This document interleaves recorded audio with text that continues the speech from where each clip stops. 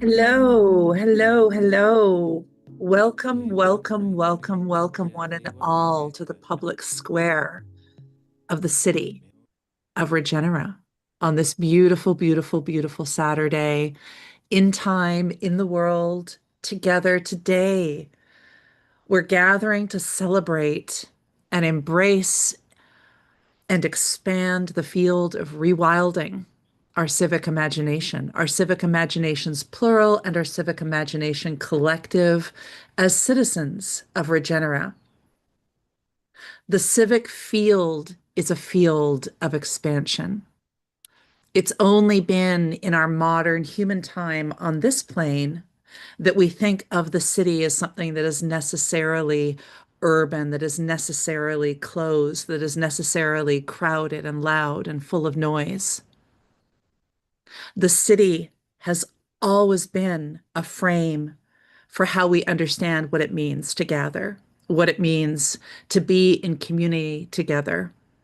The very word civics comes from the Latin civis, which simply means community, to be one of community. The city emerges because it emerges in the field of shared human and more than human experience. We're all here because we have decided to be citizens together, citizens of Regenera, citizens of a wildly possible, impossible, protopian, butopian future, and a present that's in the state of rich civic emergence, that is in the state of rich communal, collective, co-creative emergence. We are rewilding not because we are pulling down at the infrastructures of the things that we think of as urban, but because we are allowing all of our wild stories to grow up around everything that we have built and everything that we want to build, everything that we want to cultivate, everything that we want to seed, everything that we want to water, everything that we want to tend together. Our civitas, our civic sphere, is not just the field of us, we beings together. It is the field of all beings. It is the field of all energy. It is the human sphere and the biosphere and the lumosphere, the imagination sphere, the sphere of what we can dream, what we can bring our vision to, and what we can build. Again, we are citizens of this field. We are sharing this space and we are co-creating this space. And today is going to be an extraordinary exploration of what that field looks like. Yesterday, at the beginning of the day, we talked about this consequential time that we're living in. Consequential yesterday because of Juneteenth, because of a celebration of liberation, of a field of citizenship that excluded. Today, we celebrate inclusion in the expansive space of what it means to dream civically, that is to say, to dream in community. We also spoke yesterday about the pending 250th anniversary of a grand civic experiment, a civic experiment that has been full of extraordinary innovation, but also darkness and exclusion and struggle. As we celebrate our own emergence, as we celebrate our own capacity for co-creation and co-dreaming, of a new civic field, of a remembered civic field, of a co-imagined civic field, we expand the horizons of our civic possibility, our collective possibility. And I am so honored and delighted to be here in this field as a citizen, co-dreaming with you all. Ari, do you want to come into the field and share more about what our day will look like? I feel like I could sit here and listen to you speak like that for a good long while. What a wonderful introduction to what we have at hand today.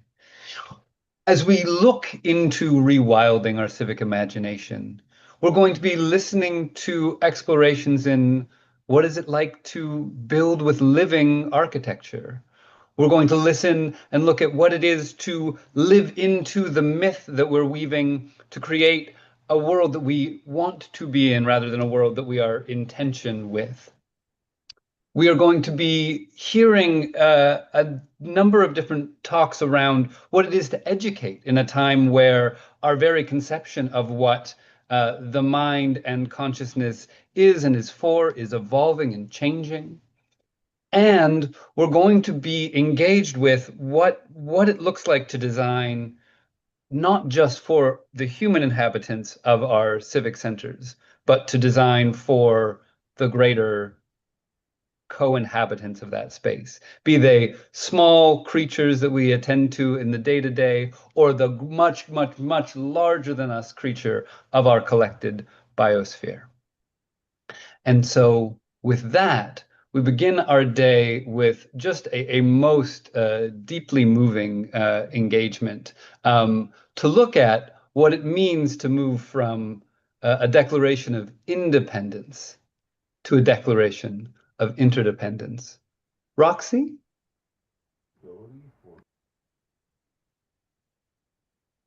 Hello, my fellow council members of Regenera. It's so nice to be back with you today. I love this day. And to do this work of collectively declaring our interdependence is a radical and sacred act. And Mhm. our friends who are gathering with us today to support us in this process are our partners and our allies. And it just touches me so much because Regenera is a reimagination of civic space. And in order to do this work of looking ahead together, it is together. That's the heart of it.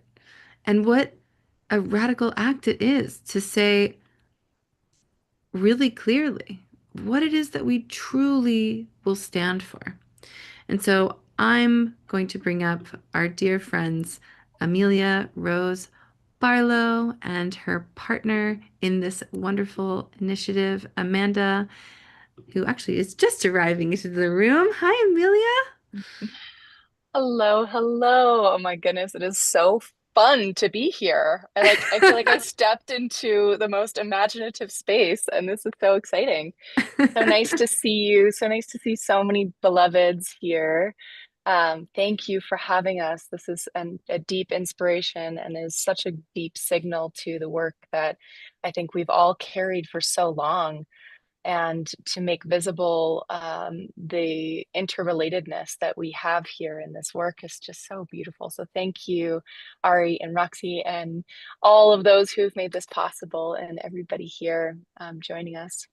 And so Yes. I just want to take a moment to acknowledge the lands that I am on today. It's a very special moment for me personally. I'm sitting on the Lakota territory, Cheyenne, and Arapaho territory of what is now known as Wyoming, which is also home to four generations of my ancestors before me. So just want to bring in all of those relatives and the beings who have come before me in this very special ecosystem and this biocultural wisdom that has fed my bones and my being and my DNA here that really taught me so much of what I think we're really sharing and talking about today, which is the interdependence. So my journey in interdependence, I'll just share a little brief bit just because it's so special to be here.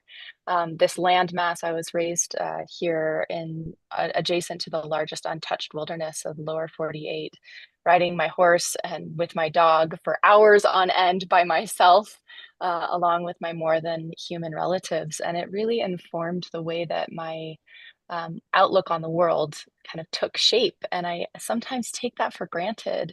And I just want to honor and acknowledge and give gratitude for this land for informing me in that way.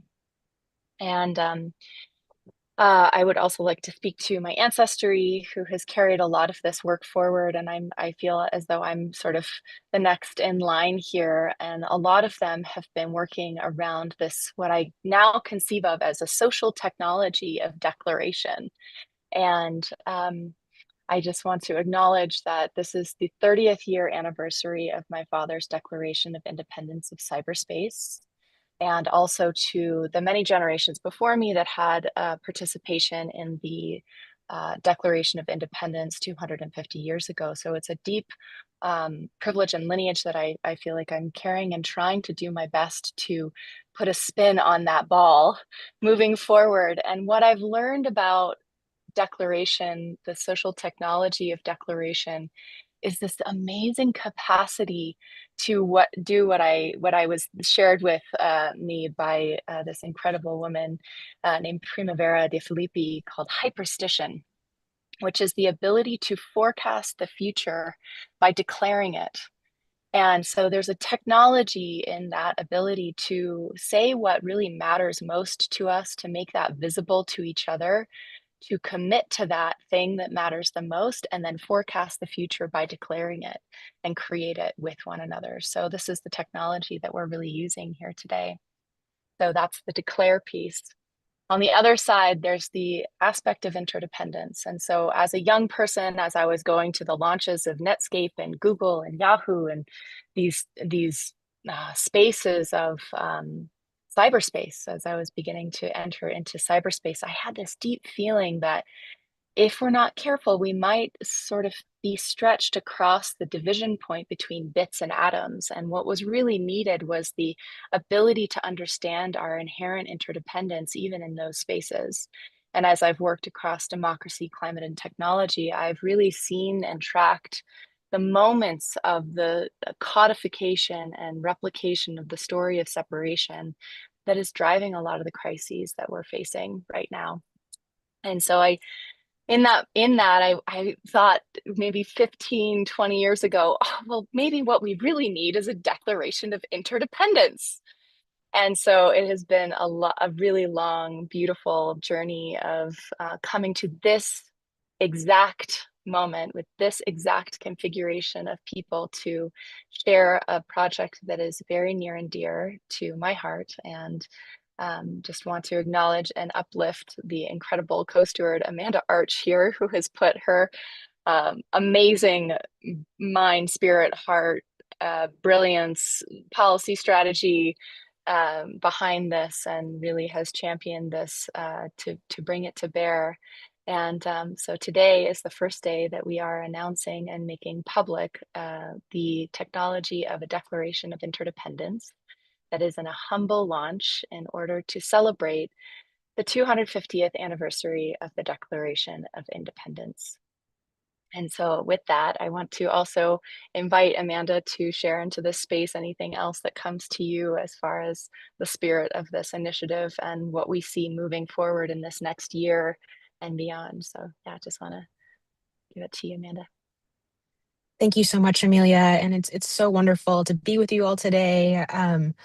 I think for me on this journey, I think about this moment of the 250th anniversary of America. And I think it's so interesting that there's kind of these specific energies that are very much present in our society right now, of this kind of understanding, as Amelia said, of this need to move, as we think about independence to interdependence, kind of various aspects of the crises of separation and other things going on across our society, and this realization that there's these deep-rooted values to be returned to in this moment of our connection to each other, to the land, to our non-human species.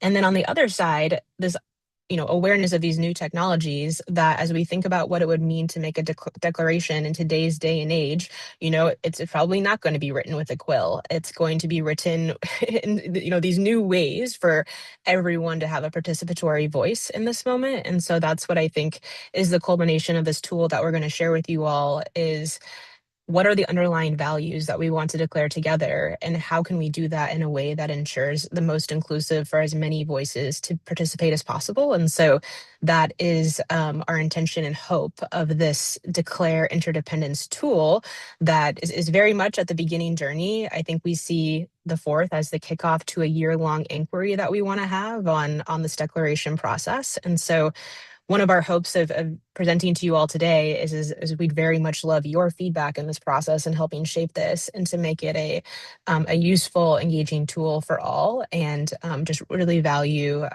you all going through this process and sharing your perspectives on how we can enhance this and make this the best experience possible. So Amelia, I'll pass it back to you. Thank you, Amanda.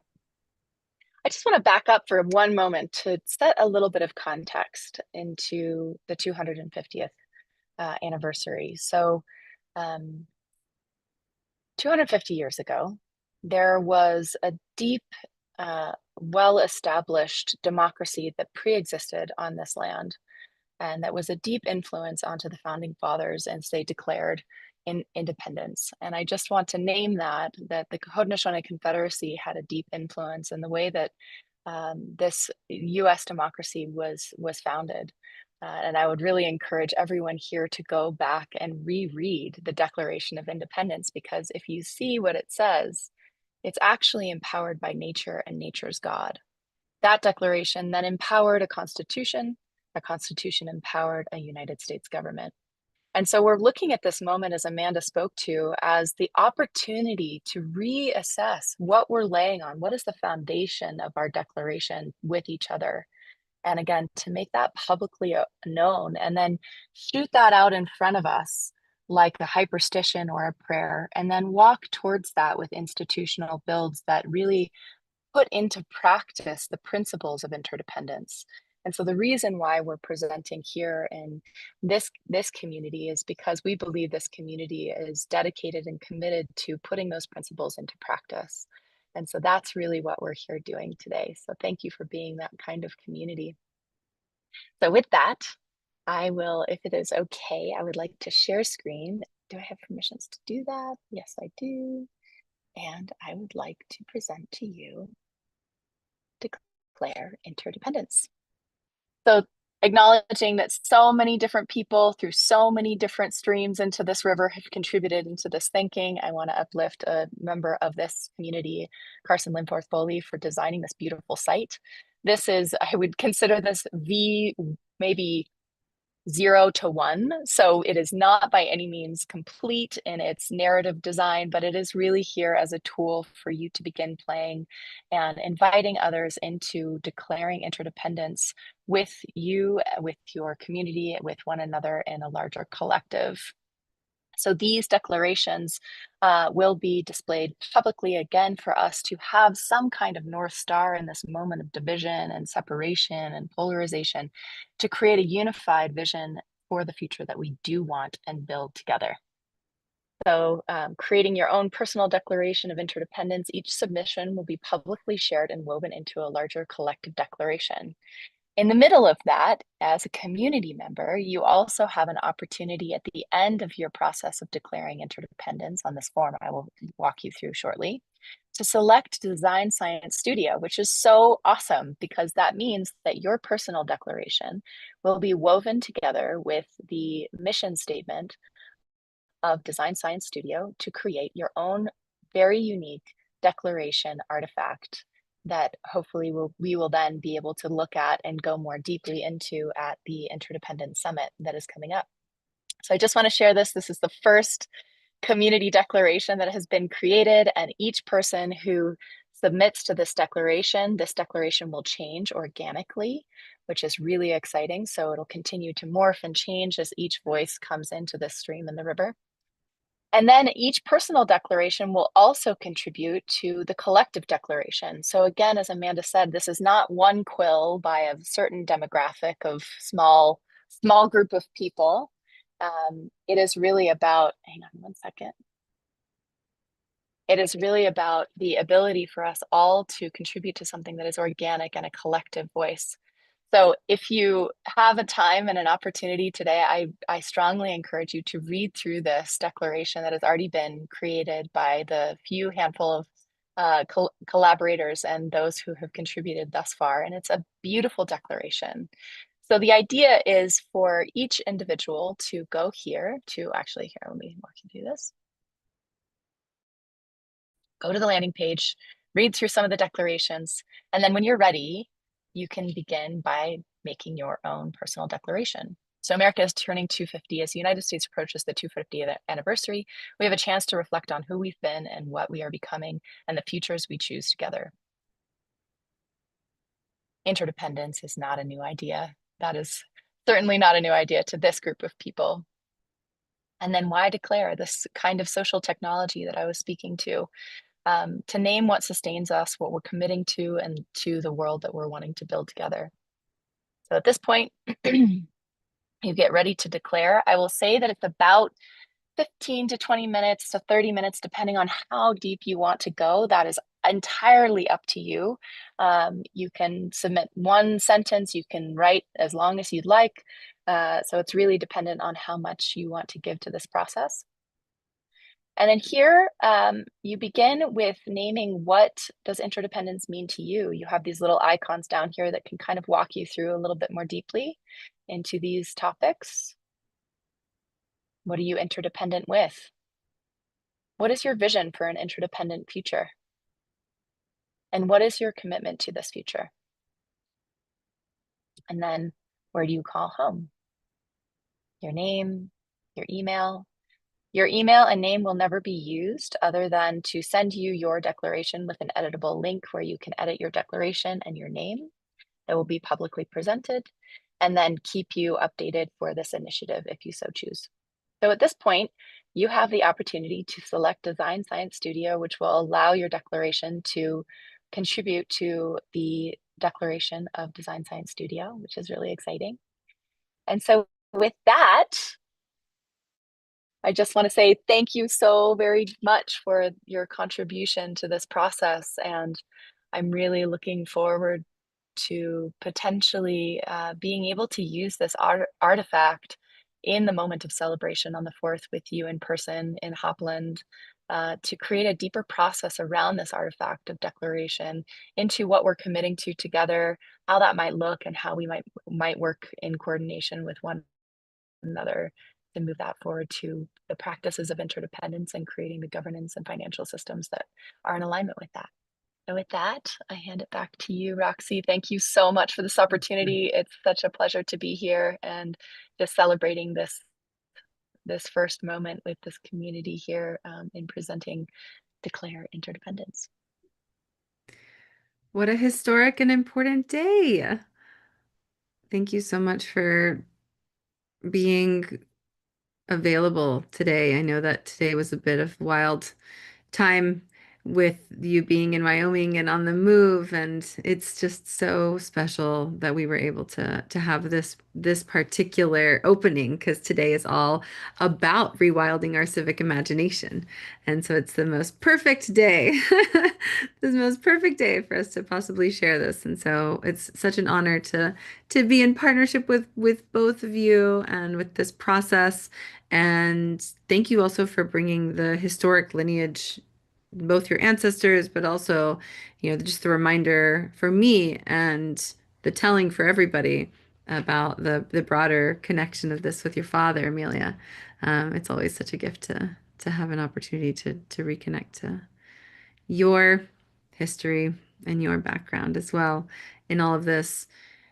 Is personal work, there's a reason why we continue to tend the threads that we tend, and when there's this piece of our legacy that we are all weaving together and weaving forward, we don't always get to see those threads. So it was really special that you jumped in even before I was able to do your introduction the way we normally would, where we share a bit about your background. But I think it was beautiful and perfect, and thank you both so much. Really looking forward to hopefully having you in person and continuing to do this together in Hopland.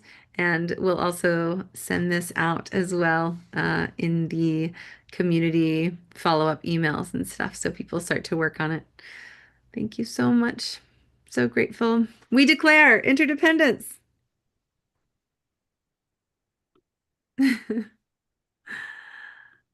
Thank you, thank you. And I'm going to bring Rebecca up here as well. If you want to add anything, Rebecca, as we transition. That was incredible.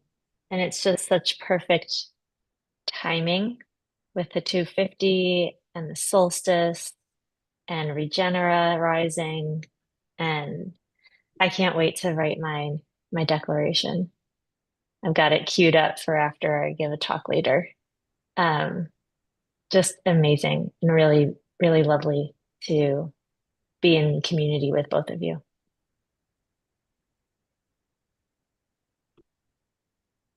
And now I get to introduce one of the coolest ladies that I have yet to meet in this world.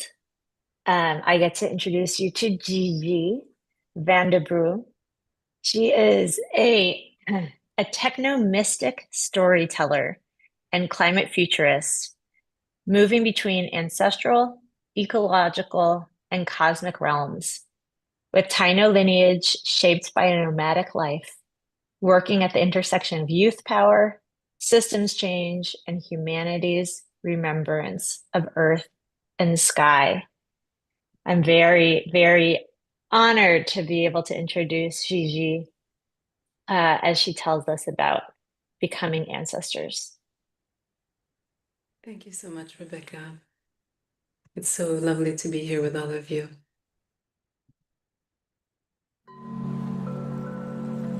Come closer. Sit with me for a moment. Whether your heart feels light or whether it feels heavy now, let the body arrive. All of it. The tired shoulders, the grief that sits quietly beneath your ribs, the dreams you do not dare to speak aloud. Let all of it arrive now. And if you wish, you may close your eyes and reach into your memory for someone who has loved you deeply, someone in whose presence you could finally exhale.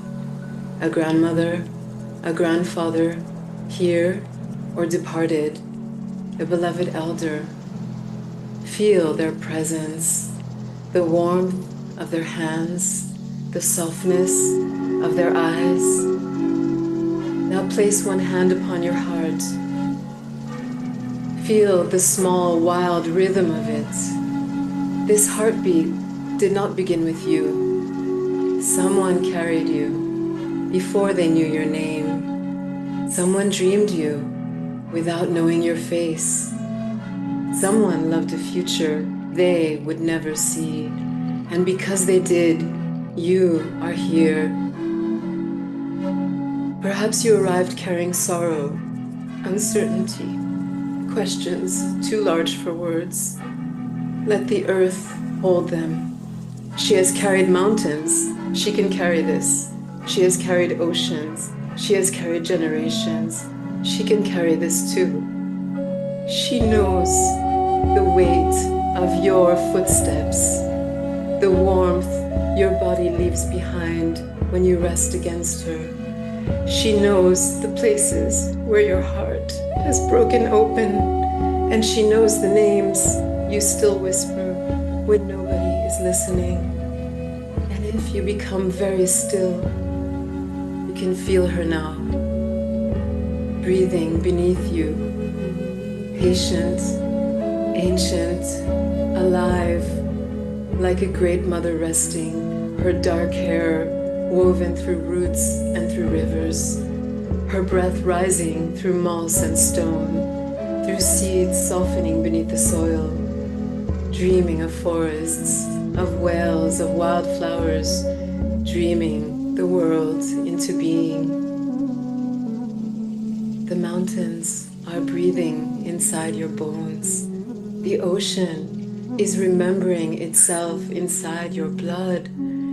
The first rains are still traveling through you. Nothing in you began with you. And perhaps that is why you are so tired. Not the tiredness that sleep can cure, a deeper tiredness. The tiredness of witnessing the sound the body makes when language has broken. The tiredness of seeing small shoes covered in dust, of empty cradles, of tiny hands that should be still reaching for their mother's fingers. I know, I carry this too. And perhaps there is a place inside you, a place that remembers that another way of being is possible. If grief is here today, Let it be here. You do not need to hide it. You do not need to make it smaller. You do not need to be strong for anyone now. Let the tears come if they come. The earth knows how to receive them. The rivers do not apologize for flowing, neither should you. Because grief is just love, searching for somewhere to land. It is love refusing to forget. And beneath the grief, something else remains, something older, something that has survived every empire, every war, every winter. Life, life, life still choosing itself again, again, and again. The whale returning across oceans, the green shoot rising through charred earth, the heart opening once more. None of us arrived here alone. Let us call the ancestors, those whose names survived, those whose names were taken, those whose songs hid themselves inside bloodlines when language could no longer survive. I call my Taino ancestors, people of salt water and stars, people who knew the sea was alive, mother of the waters, mother of moon, mother of birth, stand beside us now. I call the Bakoko, people of the forest, people who knew that nothing survives alone, that the earth is not scenery, she is family. Stand beside us now. I call the grandmothers, las abuelas, the women whose backs bent so the future could live, stand beside us now. Can you feel them? Not as memory, as presence. In the scent that suddenly returns and opens a forgotten doorway inside of you. Living quietly beneath your skin, like roots beneath the forest floor, like moonlight hidden inside the tide. They are here, in the courage that rises, in the hand that reaches out, in the voice that speaks truth, in the song that refuses to die, in the part of you that still chooses love when fear would be easier.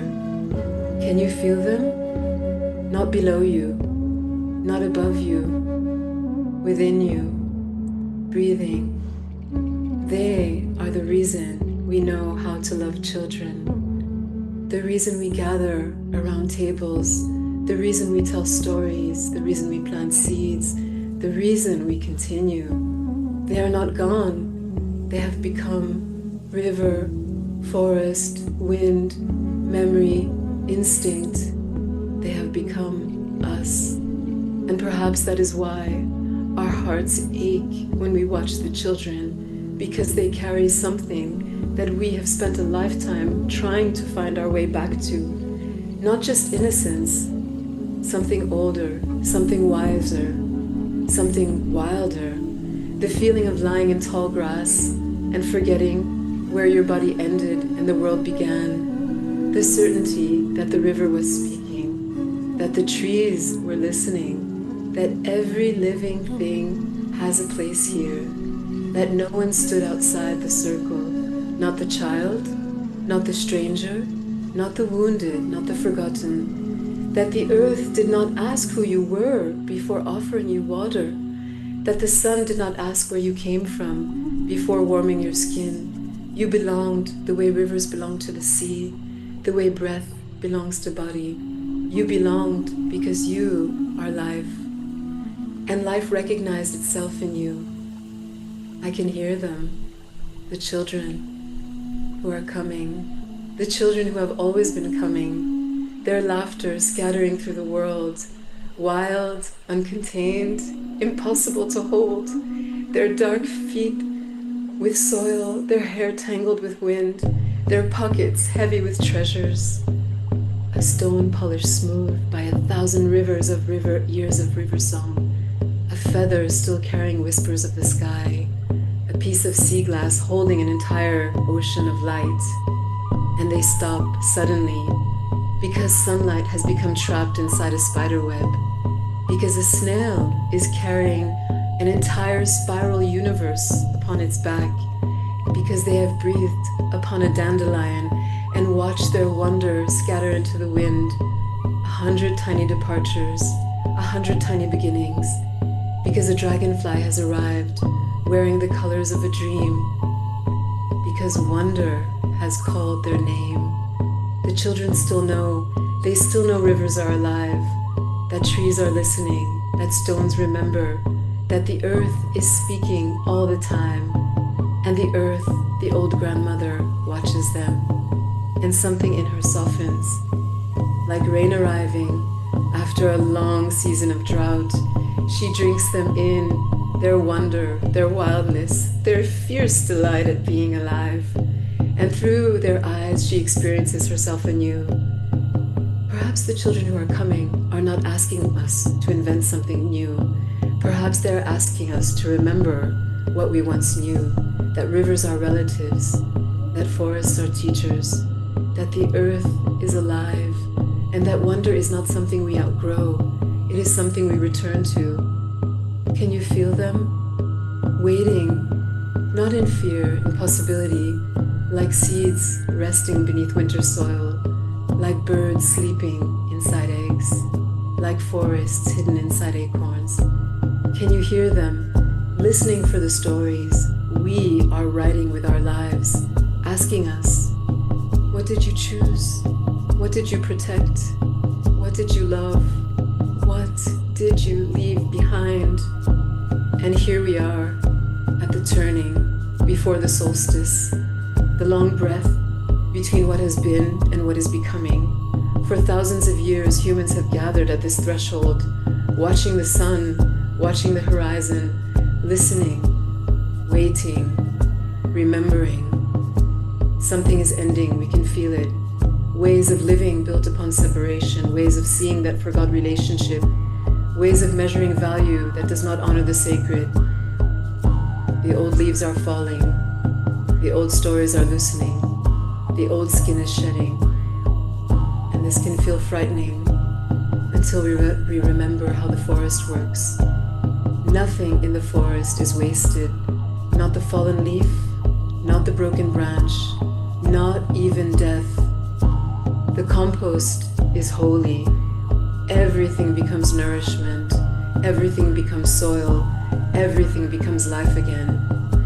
The children who have not yet arrived are already moving towards us, like roots moving towards water, like dawn gathering before breath beneath the horizon, like a heartbeat forming inside the darkness of the womb. They are coming, not as an idea, not as a possibility, as life, as breath, as wonder. And one day, they will place their bare feet upon the earth we leave behind. They will drink from the rivers, breathe the air, listen for the birds, look up at the sky. And when they arrive, what will they feel? Will they feel that we remembered them while they were still a dream inside the body? Will they find traces of our fear or evidence of our love? Will they touch the bark of a tree and feel our devotion there? Will they kneel beside a river and feel our prayer moving in the current? Will they walk barefoot through the grass and know, without anyone telling them, that they too belong to this living world?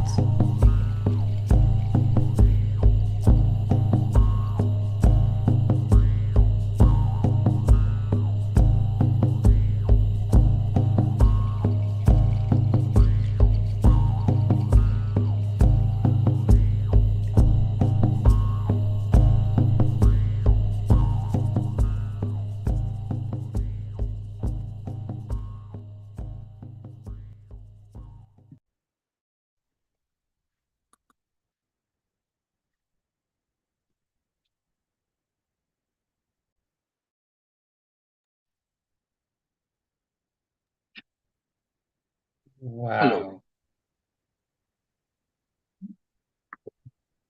I think I speak for all of us when I say what an incredibly heartfelt and moving way to open our day and to remind us what this work is about.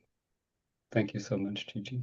Thank you. Thank you to all of you for creating this incredible space of remembrance. It's an honor to be in circle with all of you. I have no words right now, but there will be an abundance of them flowing soon enough, for sure. Thank you for moving me so deeply. Thank you. Is John here? You are now John. John is now you. Wonderful.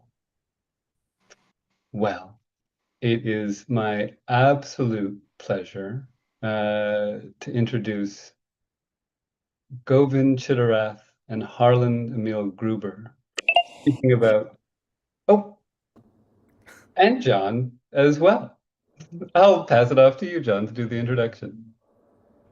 Well, I am completely unprepared to do the introduction. I can do the introduction if you would like me to. I am happy to walk alongside with you. It feels actually like a wonderful moment, you know, connecting both with you and with Govind have been two of the highlights of really seeing people who are technically so adept and interested in expanding what it means when we put our technical attention towards the work that we do in this world. And so yeah, I will introduce Govind as a multidisciplinary designer working across architecture, nature, and technology to explore symbiotic, regenerative futures. Harlan is a galactic transformation agent. I will say that both of those bios underplay the vast skill set that these gentlemen carry. But please welcome to the stage, Harlan and Govind. Okay, well, I'm here. Where's Govind? Well, I'm going to start off the introduction to this video that we collaborated on by first saying that if anyone has not seen Govind's presentation in the Making the Invisible Visible salon, I'm going to put it in the chat. And for people that are on the live stream, just go to the Design Science Studio YouTube channel and look up Making the Invisible Visible video and jump to 50 minutes and 35 seconds. Govind prepared this incredible presentation called Bioreceptive Interface, which is how I got to connect with him. And so since then, I reached out to him and I basically instigated this. And as you stated in the introduction to Govind, he's really technically adept. So what you're about to see is a short video that used his technical expertise to create this. And also, though, in our conversation, he really took the lead in creating the way to approach this video called Living Architecture and the way to write the script. And then, we met many times to refine it. So it's really his doing, but it's our collaboration, because Govind's vision aligns so closely to my vision that I just felt called to collaborate. And basically what this video is just a short introduction to inspire people to plant the seed. It's like the tiniest seed of what we all could be doing. And besides all of us today that get to see it, or the people on the live stream who will get to see this later, it's even going out there on the subtler levels, without just to be in the conscious new sphere of planting this shift of consciousness of how we build and inhabit the earth. So go ahead, Govind, and then looking forward to seeing this final revision that he did work painstakingly in the last 24 hours to create after our meeting yesterday. Well, yes, it's done now. And so before we begin, I would like to express my deep gratitude to the community of design science and for creating a space that weaves between so much, where new ideas can emerge. I would like also to thank Harlan for initiating this collaboration and for bringing us together around questions that feel deeply important in our time. What follows is an invitation into inquiry, reflection, and imagination. It is what has emerged at the intersection of both of our worlds. It is sort of envisioned as a spatial essay portrayed as an evolving thought field, guiding you through questions, possibilities, and visions. And like Harlan said, it has just been great getting to know Harlan, who just has so many new ideas, he has different kind of perspective to this. And I hope, I hope you enjoy this journey. Thank you. And I Please, just want to chime in before you hit play that we're also working on developing my 12 spiral city concept, which is an overarching thing I've been working on, and you'll see a few glimpses of it towards the end. Okay, let it rip. Beautiful. Perfect. All right. Oh, I'm always so delighted about our cross-cultural, intergenerational collaborations here in the Design Science Studio. Let's see this beautiful video that you all have woven. Living architecture. Ecology, geometry, technology and the future of human habitation. Harlan Emil Gruber and Govind Chithrath. In the vast emptiness of space and time, there is a rare and beautiful phenomenon. Life. From billions of years of Earth's unfolding, humanity emerged. We are not separate from it. We are one of its expressions. Yet somewhere along the way, we forgot. This is a journey of remembrance. We all know the feeling. Some places nourish us. Others drain us. Some places feel alive. Others feel strangely disconnected. Why do places built by humans often feel so different from places created by nature? Why do some spaces feel sacred and timeless? Why do some landscapes invite connection, while others create separation? What is it that we feel in nature that we rarely sense in our cities? And yet, isn't everything nature?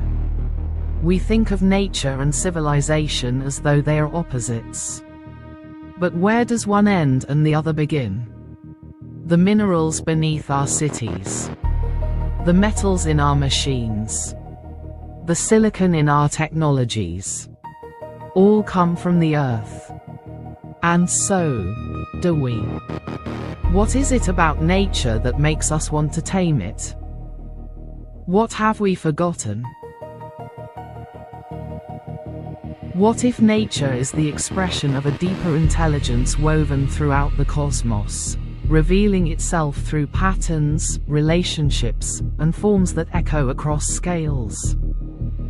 From atoms to galaxies, from cells to whales. What if life is not random, but consciously created?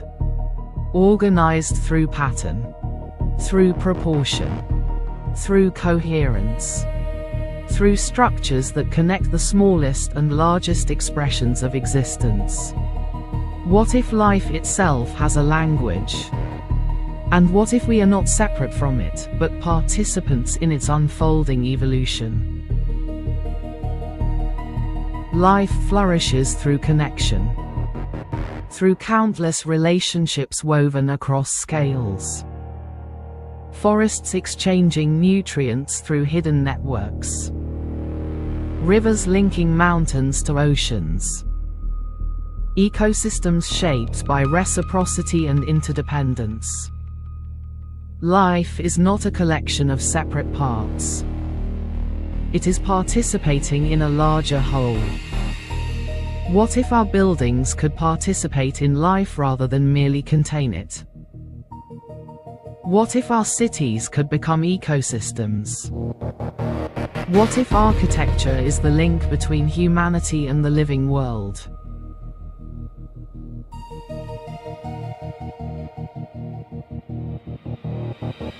These are not predictions. They are possibilities. Explorations. Invitations.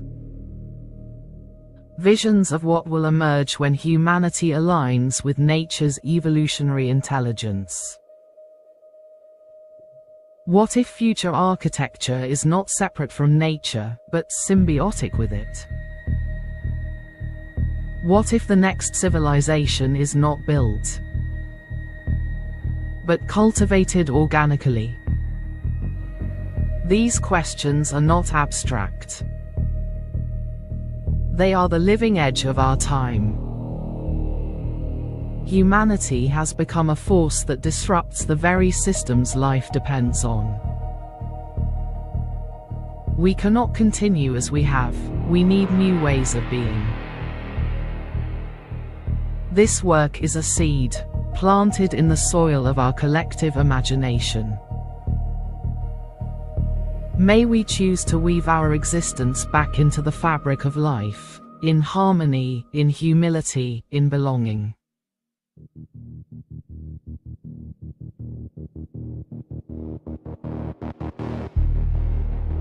Our role is not to conquer the earth, but to enable it to thrive. To become conscious participants in the evolution of a living planet. We are not separate from the world. We are connected through our hearts to the heart of the earth. We are the conscious cells of the superorganism Gaia, awake, alive, and giving form to the new earth.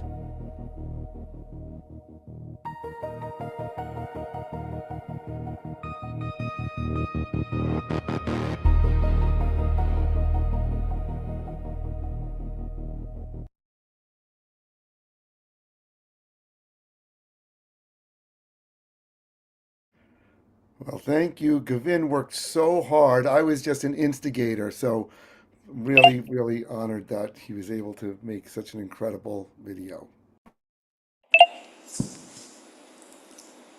Yes, that was. Thank you. Thank you for all of that. I so appreciate your body of work, Govind, and I really love seeing this fusion. You're both people who have such a strong skill at both designing and building, and I so can't wait to see these projects take root in the world in a tangible way that we might get to embody and we might get to gather in. So thank you so much for sharing. And like the takeaway is that we all are these conscious cells to build the new earth. It's not just like we're wanting to design what you see there. It's to inspire everyone to awaken to this relationship.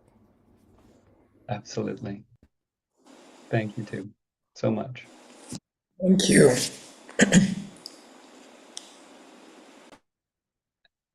And next, it's my pleasure to introduce Aileen Strickland-McGee, who is a designer, a researcher, a futurist, strategist, artist, and writer, imagining and designing futures where the well-being of people and planet thrive in balance. And she's going to share a bit about the development of her project, the emergence of Prismatic Center, a creative systems impact studio, its early prototypes, and opening for connection, collaboration, and learning. Aileen, so good to be with you today. Thank you so much. It's good to be with all of you. So I will share my screen in just a moment. But this has been a journey over the last a little bit more than 6 months, but it's been a busy 6 months. And I think at our last Making the Invisible Visible, I had shared sort of where that was in whiteboard form. It was a very in the moment share around that process. And so what I wanted to share today, and if you weren't there, that doesn't matter, you'll follow along, of just where this has evolved and sort of in its own emergence of trying to create a container of sorts for certainly for myself to move into as a practice, building from experiences and knowledge and how to really live in to what I feel is my deep calling to help bring awareness to the interconnection and our interbeing between ourselves, each other, and our environments in service of more thoughtful action and intentional choice making. And so I will share my screen now because the easiest way to do this is just to kind of go through how this is taking shape. And so last month, It took shape, the easiest way to communicate, in an initial just website, just sharing what Prismatic Center is and what it is really aiming to do. And I feel very much like this is that future, see the future and feel the future vision. And where it is today, it's building to really live into the mission of what Prismatic Center is. And so this is a deeply personal, very much anything that you see is coming through me and framing up, but Prismatic Center. And so, like I said, it's a naming Creative Systems Impact Studio to help imagine and build life-centered systems rooted in love. And I won't read this setup, but this whole idea that in order to move into those futures, it's not just incremental, but it takes, I'm calling this prismatic shift. And what this studio is oriented around is one of two aspects to it. So there's what I'm calling the expressions and experiences. And the expressions are really about what are those ideas and concepts that enable these life-centered systems to emerge. And so the work there is generating and sharing insights that deepen our awareness to our interconnections with ourselves, one another, and the living world. And I think at this moment, just naming that, but knowing that this can take many different forms, and it may be research that exists, and maybe it's just simplifying and making it more accessible to a wider audience. It may be a few new ideas of how to take a few different concepts and putting them together out into the world. And then the experiences is really ways to engage people in this, like the how do we do this? And so primarily through workshops. So these lived experiences, bringing people into the ideas and having them work through. And again, that can take many different forms depending on who the audience is and what the context is. And then strategic orientation and guidance. And so very often in the work that I've done, I find that even mission-driven organizations have the vision or they have the bits and pieces, but how to take all of that and really organize it into a strategy to say, how do we begin to break this down and take those steps forward? And strategy can mean a lot of different things. And so this is one area that also over the last few months, and I won't talk about it in the prototype, is just working with a few different mission-driven organizations locally to help them kind of organize what they're doing so that they can do that better and more clearly and articulate their where they're going and how they're getting there. And so really this larger frame of the how exists in this prismatic shift. So the shift that transforms a system towards love. And happening in ways where we imagine new ways of being, seeing, and doing across our systems at the levels of the me, we, and world, and then bring those into being through our choices and actions. And so this frame here is really where helping set up what is above, whether it's the research and insights or the workshops themselves, and saying they could fall across all of these phases. They can fall into maybe one or two more primarily at these different levels of scales of the intra work, inter work, and up through that scales and sort of drawing a red thread through there. And so, and when I talk through the prototypes, it'll hopefully make a little bit more sense. But this first one is really about starting with envisioning and imagining new possibilities. And I know that everybody here knows and feels and is creating the world that is possible. I think in a lot of different contexts, this is a step that often gets skipped over, at least in the spaces that I've found myself. And so how to help really people imagine what these new possibilities are and design and lead from that future versus from where we are and trying to make change that way. Helping people see and sense their systems, understanding where those levers are that we can pull to shift those systems. Then how do we consider our choices and their impacts? And then how do we take aligned action? And so there's so much that falls underneath this. Um, um, and then I'll skip to the prototypes, but this is just, again, at this stage, I'm just sort of lifting this to say, I'm looking for people who are trying to figure out how to do this, or maybe they have a context in which to, hey, I have this idea that I want to pull these people in, and how might we help them imagine and understand their systems and where to build. So both collaborators, creatives, and then also organizations. And so I'm in the process of thinking and working on like, what are some of these initial offerings or more concrete prototypes that can be played with and offered. And so I'll shift now to sharing just a few and talking through a few of the prototypes that I've been testing over the last, again, 6 or 8 months. And so this first one is one that actually,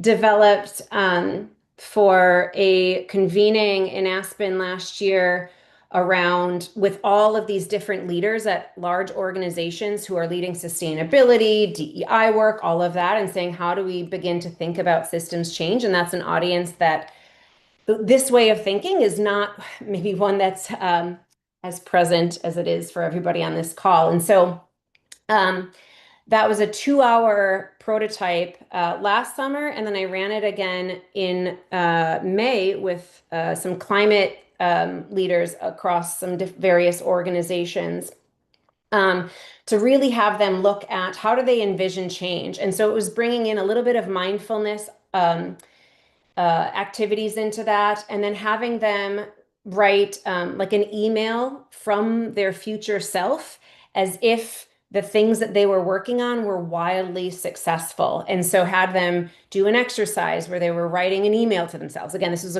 more of a corporate audience. And then did an activity where we begin to see our systems and had them map out the elements and interconnections of the system in which they are trying to shift. And through that, starting to look at where were the gaps between where they are today, where they want to be. And then we brought up Donella Meadows' levers of change in a system and had them start to map those gaps that they saw to those levers, so that they were both being given the frameworks to begin to see these systems and the language of how they may start to think about those and where those more powerful levers are, and then ending with sort of looking at what is their agency within this system, directly or to influence or to build coalitions with others. And so we did a brief exercise around that. And so again, prototyping that a couple times, and I think learning something new every time. But one thing I will share that made me cry after running this at the beginning of May is that there was this woman who worked for a large organization and was extremely frustrated by the lack of diversity and women on their board. And we went through this workshop, and she had said to me afterwards, and we had this dinner, that she was sitting next to the investor and the investor's investor. And based on some of the things that we had done in this workshop, it gave her a little bit of courage at that dinner to give voice to that, to the investor, saying like, this is not okay. We need to be changing this. And that they were like, oh, we didn't realize, we'll be talking about that, blah, blah, blah. And so you could tell just in her, like taking that action, it was really powerful to see, even just sort of helping people think through some of these things. And even just that night, having this woman take the courage to say something to sort of shift a system. And we don't know, like, again, what will fall from those conversations. But if she hadn't said anything, those possibilities weren't even there. Another prototype, again, in the context of the work I do at the company I work at, was we're looking at how to shift towards more circular systems. And so this one was a fun one to design, where we traveled to the future. And so we did a few imagination warm-ups from Jane McGonigal out of IFTF. She had some activities to get people's brains primed. And then the afternoon, I had written basically speculative fiction for a future where in 15 years, our organization is leading the way in circularity, not just for our business, but transforming our industry towards more circular ways of making things, or not making things. And so we all had name tags, and we time traveled to this future, and the participants, which was a cross-functional teams, added on to these futures and created an artifact from that future to bring back to the present. And at the end of this day, again, one of the biggest sort of heartfelt moments was somebody in the workshop saying, and looking at what we had created and saying, none of this is impossible. Like, we could do this, which was just so wonderful. And then the next day we came back and used an exercise from the Presencing Institute Theory U of modeling our systems and reflecting on them through sculpture and 3D modeling, and then moved into some more design thinking type of exercises to sort of identify what those shifts were that needed to happen and what needed to stop and start. And so this work was a catalyst for work that we're building on to really try to identify how we shift our systems towards more circular ways of being. And then the last prototype I'll just speak into is one that I tried back in April. So we had a Take Your Child to Work Day, and they were looking for different activities. And so this was an opportunity just to say, hey, I've got like a few ideas. Let's just try it with kids. There's no failing here. And so there was 5 different activities that we set up and called it the Better Futures Creative Studio, where it was, them answering a question and putting it up. And right here, what you're seeing is just the little activity cards. They wrote postcards from a flourishing future, from their future selves. And I created a mailbox in which they mailed them in. Well-being superheroes, they thought about their strength and what they are really good at or what they're passionate about. And they designed a superhero around it. Love rocks, super simple. Got some free rocks, actually from an ammunition and gun shop, which felt a little bit metaphorical, taking that for, kids wrote messages, and the idea was them to take it home and put them in their community, so that people would see these messages of love. And then inventions for a better world. So we had some activities where they were able to think up and ideate around an invention that helps create a better world, and then had some materials for them to do that. And actually what ended up too, which was really wonderful, was that somebody that was there, one of my coworkers, was running an event for an intergenerational talk around creating a better world. And so we actually pulled in a few of these activities and tested them out in community at that event. And then they actually took that Love Rocks and created another event, an activity in and around that about 3 weeks later, which was really wonderful to sort of see some of the ripple effects of these small activities make their way into the world. So this is some of the things I am sort of building the container and then trying to test in the opportunities that I sort of find both myself in, and trying to make where can whether they're larger workshops or some of these smaller activities, just start to get people engaged in using more embodied, art-based, creative ways to help a variety of audiences and people imagine and build futures that are rooted in life-centered systems and love.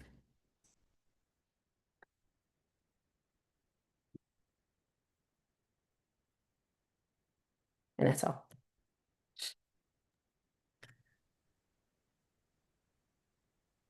Wow. Incredible.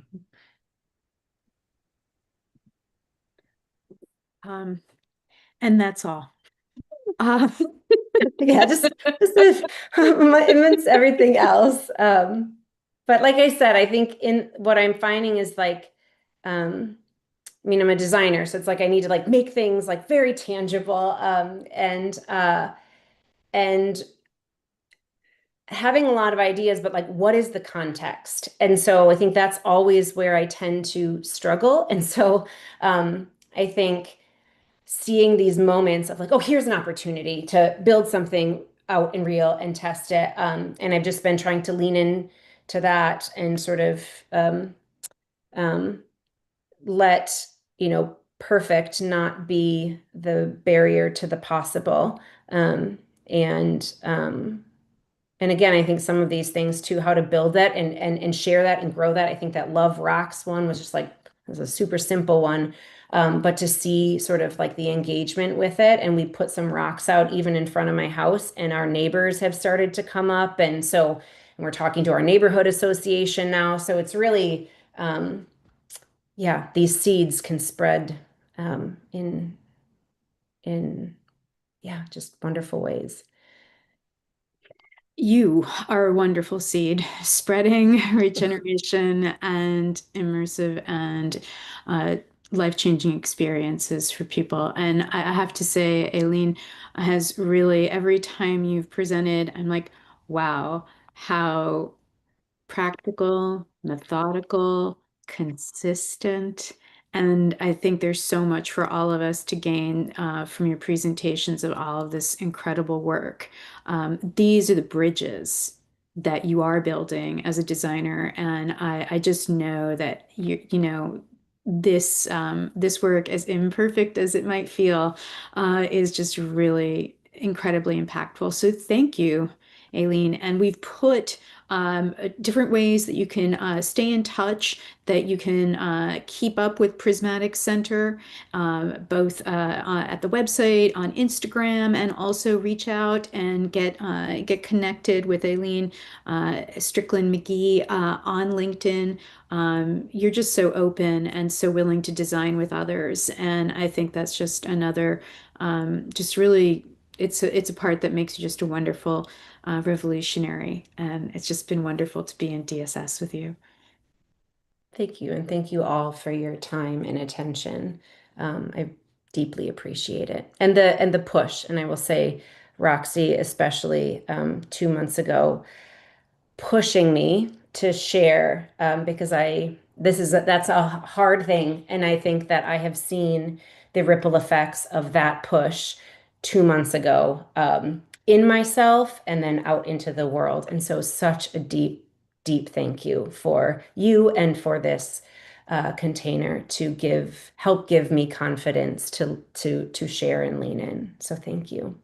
Oh, thank you, Eileen. It's so incredible to see how much you have generated, and understanding the depth of the impact of these kinds of exercises and design processes for most people is giving me so much vision for your capacity that you're creating within the communities that you're touching, to be able to be stewards of these alternate ways of designing for life.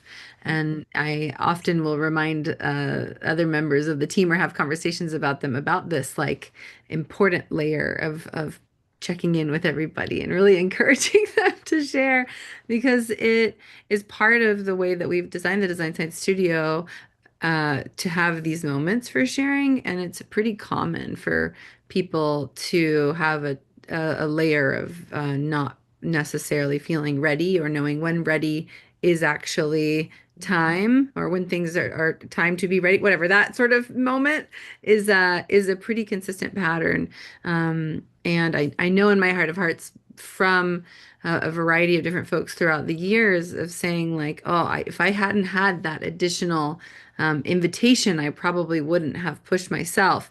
And I'm just so grateful for like you specifically saying yes and leaning in and being willing to show us your whiteboard and show us your, everything that's happening behind the scenes. And I'm just so excited for everywhere that this will go. And it's such an honor to be on this journey with you, Eileen. You're an incredible designer and futurist. And it's just a joy to be able to have this time to co-create and collaborate in service to a better world for everyone.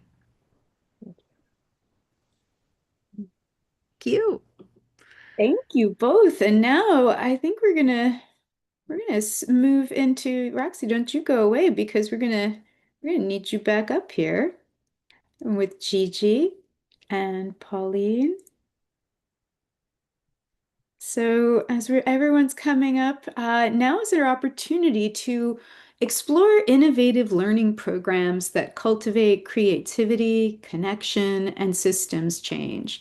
Let's take a deep dive for the next 20 minutes or so into reimagining education as a pathway toward regenerative futures. So with us right now, we have Gigi Vandenbril, Roxy Shohadi, and I believe we'll have Pauline Drost. We'll see if Pauline can make it up here. Now, We need Pauline to turn her camera on so I can add her to the group of y'all up there. Perfect. All right. And as that's happening, I just want to let everyone know that Eve Rose was also going to join us, but she's a little under the weather right now. So I just wanted to let everybody in on the beautiful work that she's been doing, producing DSS throughout this incubator cycle with Roxy and Ari and the whole team. And she's a creative producer and project manager, creating immersive, community-centered experiences rooted in connection and play. So, Eve, you are with us. And now I'd like to just also let you know a little bit more. I know you've been introduced to Gigi Vandenbril, but she's a techno mystic and storyteller and climate futurist. But did you know that she's also an international development expert, social entrepreneur, and humanitarian who's worked with UNICEF, UNESCO, and other UN agencies? Also, our very own Roxy Shohadi, is an artivist, regenerative designer, cultural ecologist, experiential producer, and creative doula of protopian futures, and an educator in service to equity, justice, regeneration, ritual, and cultural evolution. And that is why she is a founding creator of the Design Science Studio. So I want to welcome you both. Because what you're doing is incredibly impactful. And so we're going to talk a little bit about education. And Pauline, we're having you join. Still no word from Pauline at the moment. Okay, well, when Pauline joins us, which I have faith in, she'll be coming also with her perspective as a system redesigner and translator. Pauline is working towards another future without waste, where minimal inputs of energy and materials result in thriving for people, animals, water, soil, and air. And so I wonder, since we have you up here, Gigi and Roxy, if you could just share a little bit about where you are in the world and a little bit about the program you have been working on creating. Hold on. I'm trying to help Pauline join via audio. Okay, 1 second. I can pause. Yep.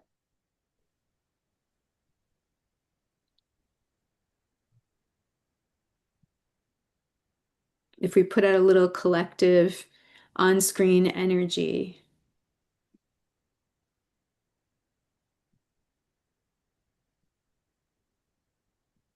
Okay. All right, I think we have Pauline. Well, good morning, good evening. Oh, this is Paulina. Hold on.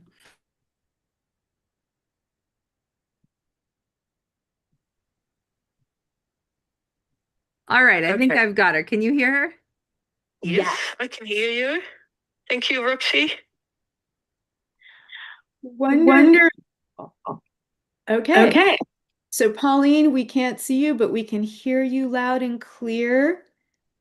Excellent. And excellent. And maybe you would like to quickly start and tell us where you are in the world and a little bit about the program, the educational program you've been working on creating. Okay, thank you. I'm Pauline Drost. I live in the Netherlands in Europe, up north, almost to the Wadden Sea. And I work as a teacher researcher at the University of Applied Sciences van Hal-Larenstein in Leeuwarden. My faculty is agricultural business and management. So in other words, the farmer of the future are my students. Wonderful.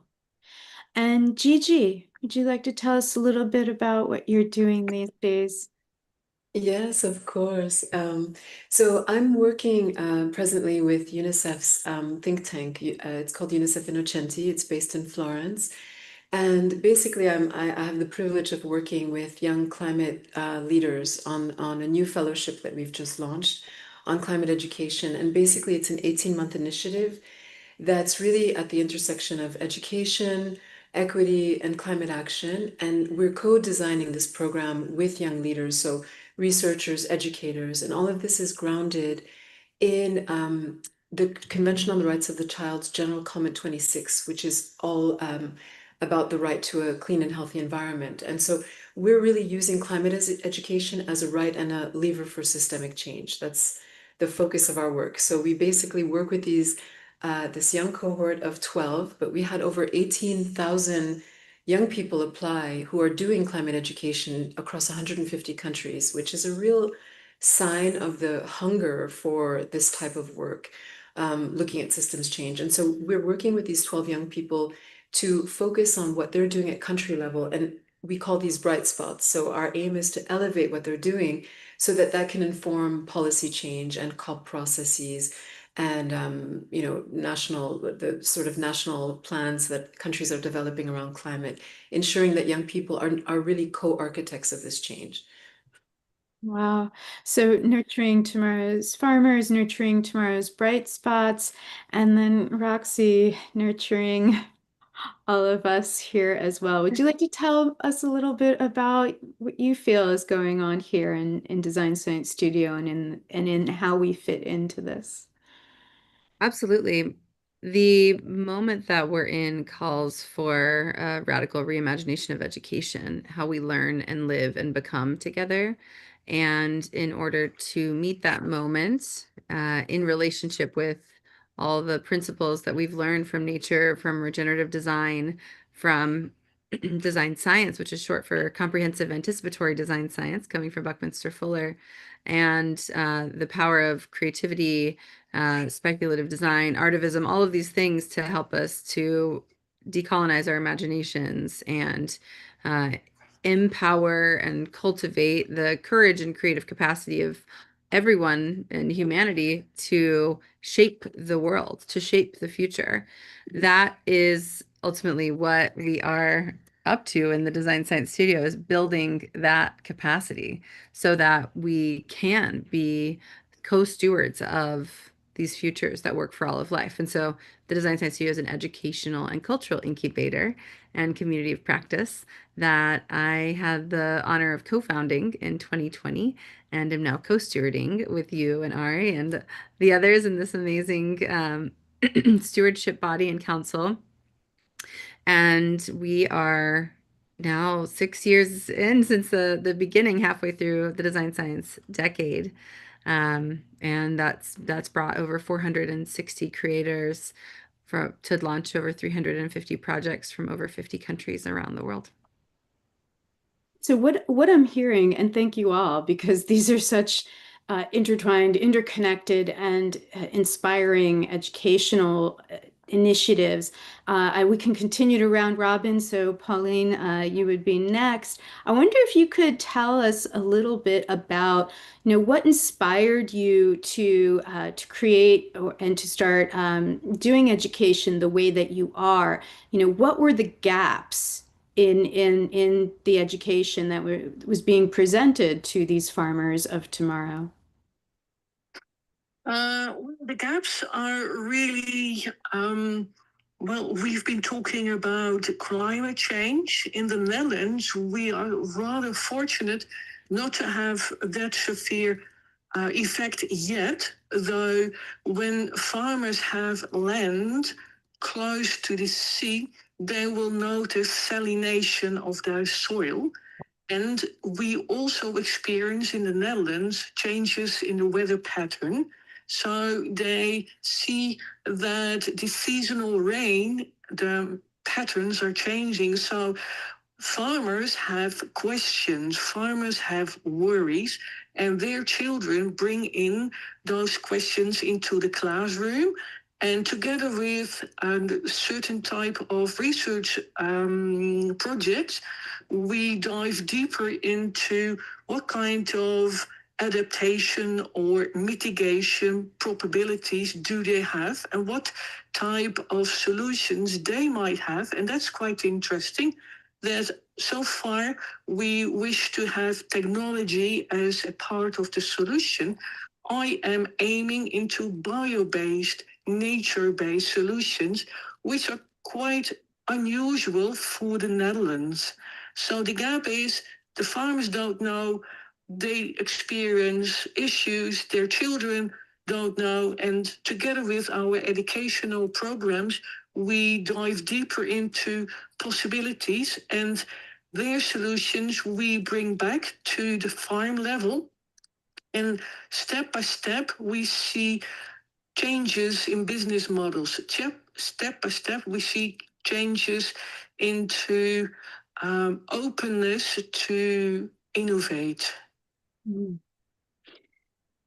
That openness, thank you, Pauline, is really right. That things are changing so quickly that we need to change as well. And I wonder if, Gigi, that brings you up, with 18,000 young people trying to get into 12 spots for this. I wonder if that immediately tells us a little bit about how you're inspired and why this work is so, why it's calling so deeply right now.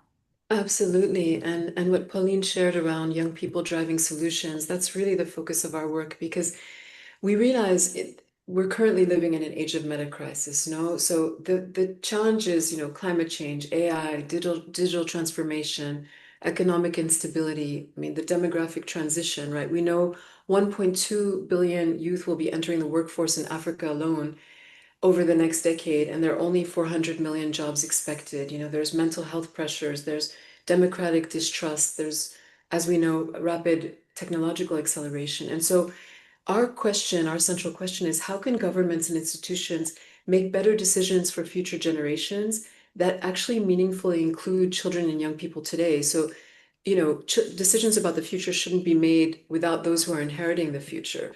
And so we know, for example, through our research that 70% of young people report climate anxiety, 59% feel unheard by their institutions. So there's sort of a participation paradox, right? Because young people are driving all of this climate change.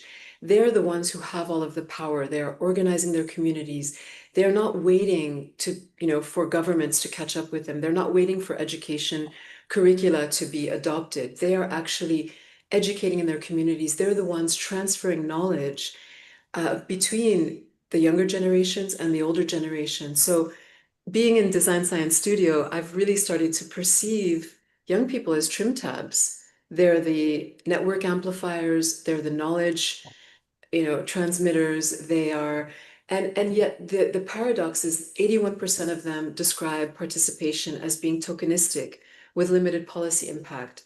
They feel exploited when they're, with regard to their mental health and well-being. We're seeing this across the world. So we are working with these young leaders and we're learning so much from them because they already think in terms of systems. They're holistic thinkers. They understand the interconnectedness of climate change and exploitation and extraction and justice. And they're really pushing us as an institution to really think about how we can serve all of life. So it really comes back to Bucky and to the work that we're doing here in Design Science Studio and connecting and building these networks and this ecosystem that can allow energy and ideas to flow. So I think I'll stop there so that Roxy can share her thoughts. Mm. Thank you, Roxy. Yeah, the trim tab was mentioned, and so I wonder if that's part of how we want to explain a little bit more, because I know that, as Gigi's pointing out, it's through this program that trim tabs are going up, are being identified in this program as well. Yeah, for anyone who is not familiar with what a trim tab is, either in the call or on the stream, it's this little, it's the smallest, most precise thing that you can do to make the biggest impact. I was trying to remember the particular phrasing, but when you're looking at airplane or a boat, there's a little rudder and there's an even smaller one, and it's the little tiny one that like actually helps redirect the course. And we are trim tabs. On Buckminster Fuller's grave, it said, "Call me trim tab," because that was really what he sought out to do with his life, was to see like how can I be really precise with what I do so that I can help to shift systems to be a benefit to all of life. And here in the Design Science Studio, that's very much what we're cultivating. We're cultivating cultural change, because culture is the ultimate trim tab. When you, we've mentioned some folks already today. I think Eileen most recently mentioned Donella Meadows. And if you read Donella Meadows' book, the number one way to shift systems is through paradigm shifts, through culture. Because as we shift culture, we shift behavior. And as we shift behavior, we shift society. And we just shift society, we shift systems. Because systems are made of people. And obviously in collaboration with the more than human world. So the part of this cultural unlearning that we're also doing in education is very much connected to a decolonial approach to education, and understanding that there are some very real roots in a lot of our current educational systems that are continuing to perpetuate some of the harmful patterns of coloniality. And some of those are to have people, and I think Gigi, you just mentioned, right, the transactionality of some of the educational systems of the past, instead of actually building the capacity for people to think for themselves and to learn together and to be in practice together. The educational systems that we are all tending here are looking at how do we build that capacity for each of us to be those trim tabs, to know the tools that are at our fingertips together, and to harness them, to proactively prototype these radically hopeful and inclusive futures. And as much as we're learning, we're unlearning, because it's not something that has the same methodology in any situation. We need to be nimble. We need to be able to understand and get curious about the systems that are impacted by and the systems that influence anything that we're trying to approach whenever we're trying to be of support and create in service to a healing or regeneration or tending of a certain area of the world that we are wanting to be in support of. There's a deep curiosity that needs to exist there. So that's very much at the heart of what we're looking at in terms of shifting our educational patterns to less of the copy paste, do as you're told, and more of the cultivating the collective capacity to learn and move together. You know, that's going to, so I'll ask you the follow-up question then first, because that does lead me to the next one, which is, if you were to offer to people today, you know, what is one practice, one question, saying, one thing that you would offer that is a way to shift a classroom or shift a learning community, as quickly as possible to start thinking about these regenerative practices and culture? What would you be able to offer today from all these experiences of keeping DSS engaged across the world? So many different ways to learn. That's a big question. I'm not sure that I can answer it. I don't know if it's a one way, but I will say that some of those best tools for coherence together is ensuring that we're uh, seeing a practice pathway that we're cultivating and willing to go into together. So the first thing that we do in the Design Science Studio is the first hold on is culture, context, and collective inquiry. And part of the culture process is to be willing to be curious and to be willing to be uncomfortable together and to find a way to understand our privilege that we enter with into any certain space and align our community practices and praxis with the equity anchor. And so in the Design Science Studio, that is super important to say, like, here's where we're at in the world. How does literally how we show up here be a ripple of what we're trying to create? And how do we build that trust together so that we can be in service to creating that through our practice? And so I think the journey is the destination, and the community is the project. Might be the gift that I have to share. That is a ripple from that, because if we are entering any space and we're just thinking about where we're trying to get people, but we're not actually being attuned to the emergence of exactly who's there, then we're leaving that opportunity amiss. So I think I'll give that to the room. Well, that is a gift, and it's now going to lead me to ask you, Pauline, as well. I know it is a big question, as Roxy said. So, maybe you could share also just a one thing that you found has really changed people in your program. What would perhaps something that leads to aha moments for your students?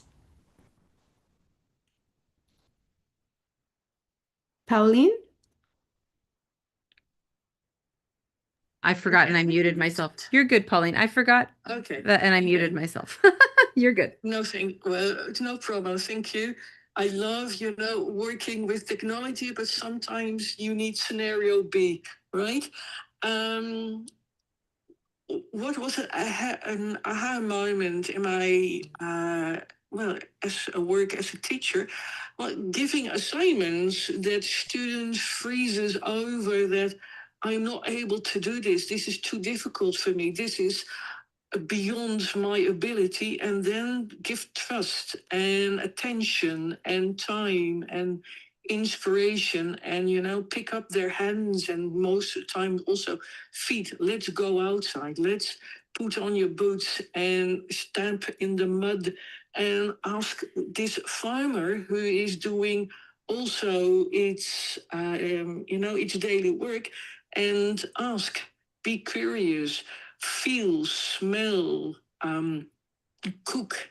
Sometimes we do assignments like, can you grow potato in soil that is salty?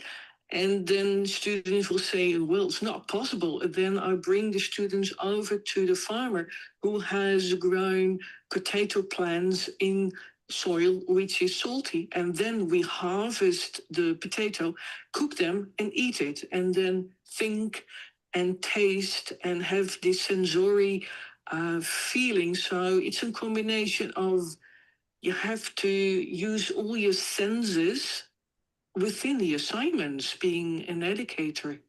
That was my aha moment. Wow. Brilliant.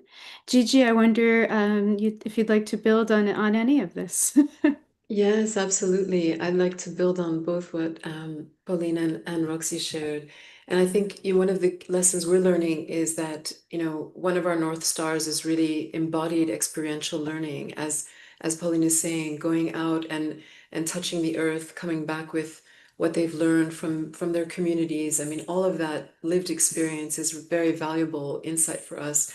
We also, another thing that we've learned is training young people in foresight is really key for them to be able to envisage the future, to have the tools to be able to see, to be able to backcast and scan the horizon for signals of the future.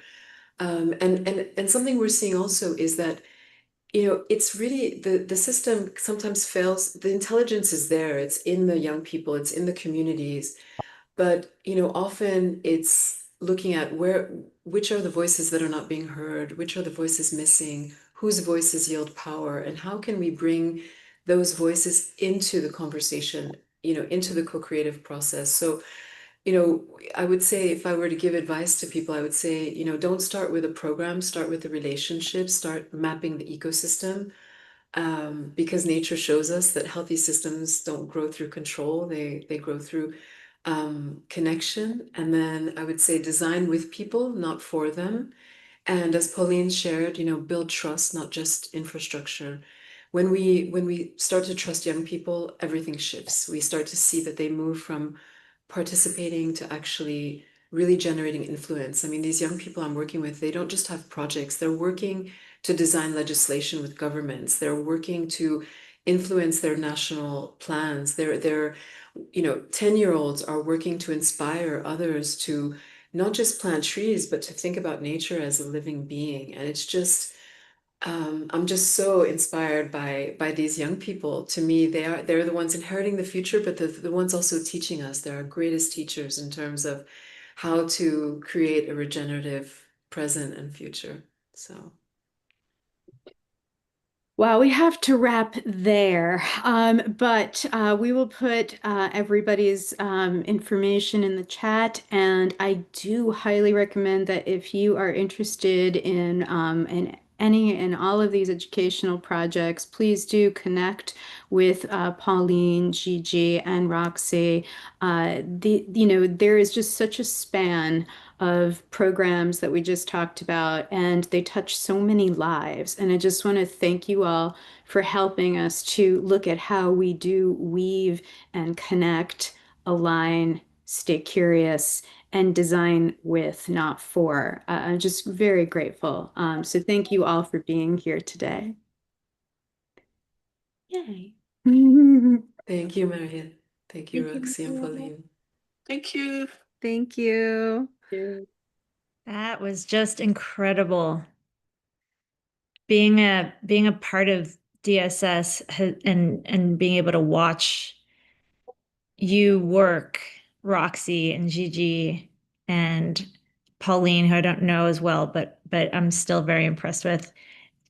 It shows how we can do things that are beyond ourselves and just putting on these sorts of gatherings and these global initiatives and projects are just, it's so inspiring. And it gives me a lot of anxiety because I'm like, oh God, that's how can you control for everything? And that's something that, is a growth edge on my end. But just seeing you do it with grace and kindness and wisdom and love and nature. Thank you. Thank you so much.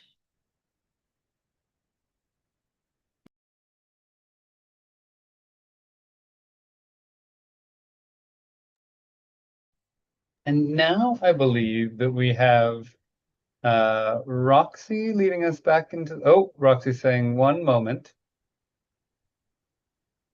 She's staring at a world more interesting than ours.